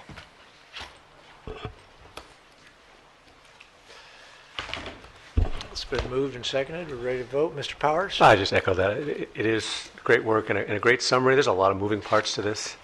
You really distilled it down. So thank you. And all the departments working together. Yeah. I meant to say this, and I didn't, but I appreciate David Freelander from the Partnership for Safe Families and Steve Ellison from Costa Pacific for being here. You guys didn't put in any speaker cards, right? Did you want to speak? Is there anything you wanted to say? Either one of them? All righty, good. Thank you very much. Yeah, you're going to be key players here in making this work. So thank you very much for your attendance. Right? Yeah, thank you. I wrote it down.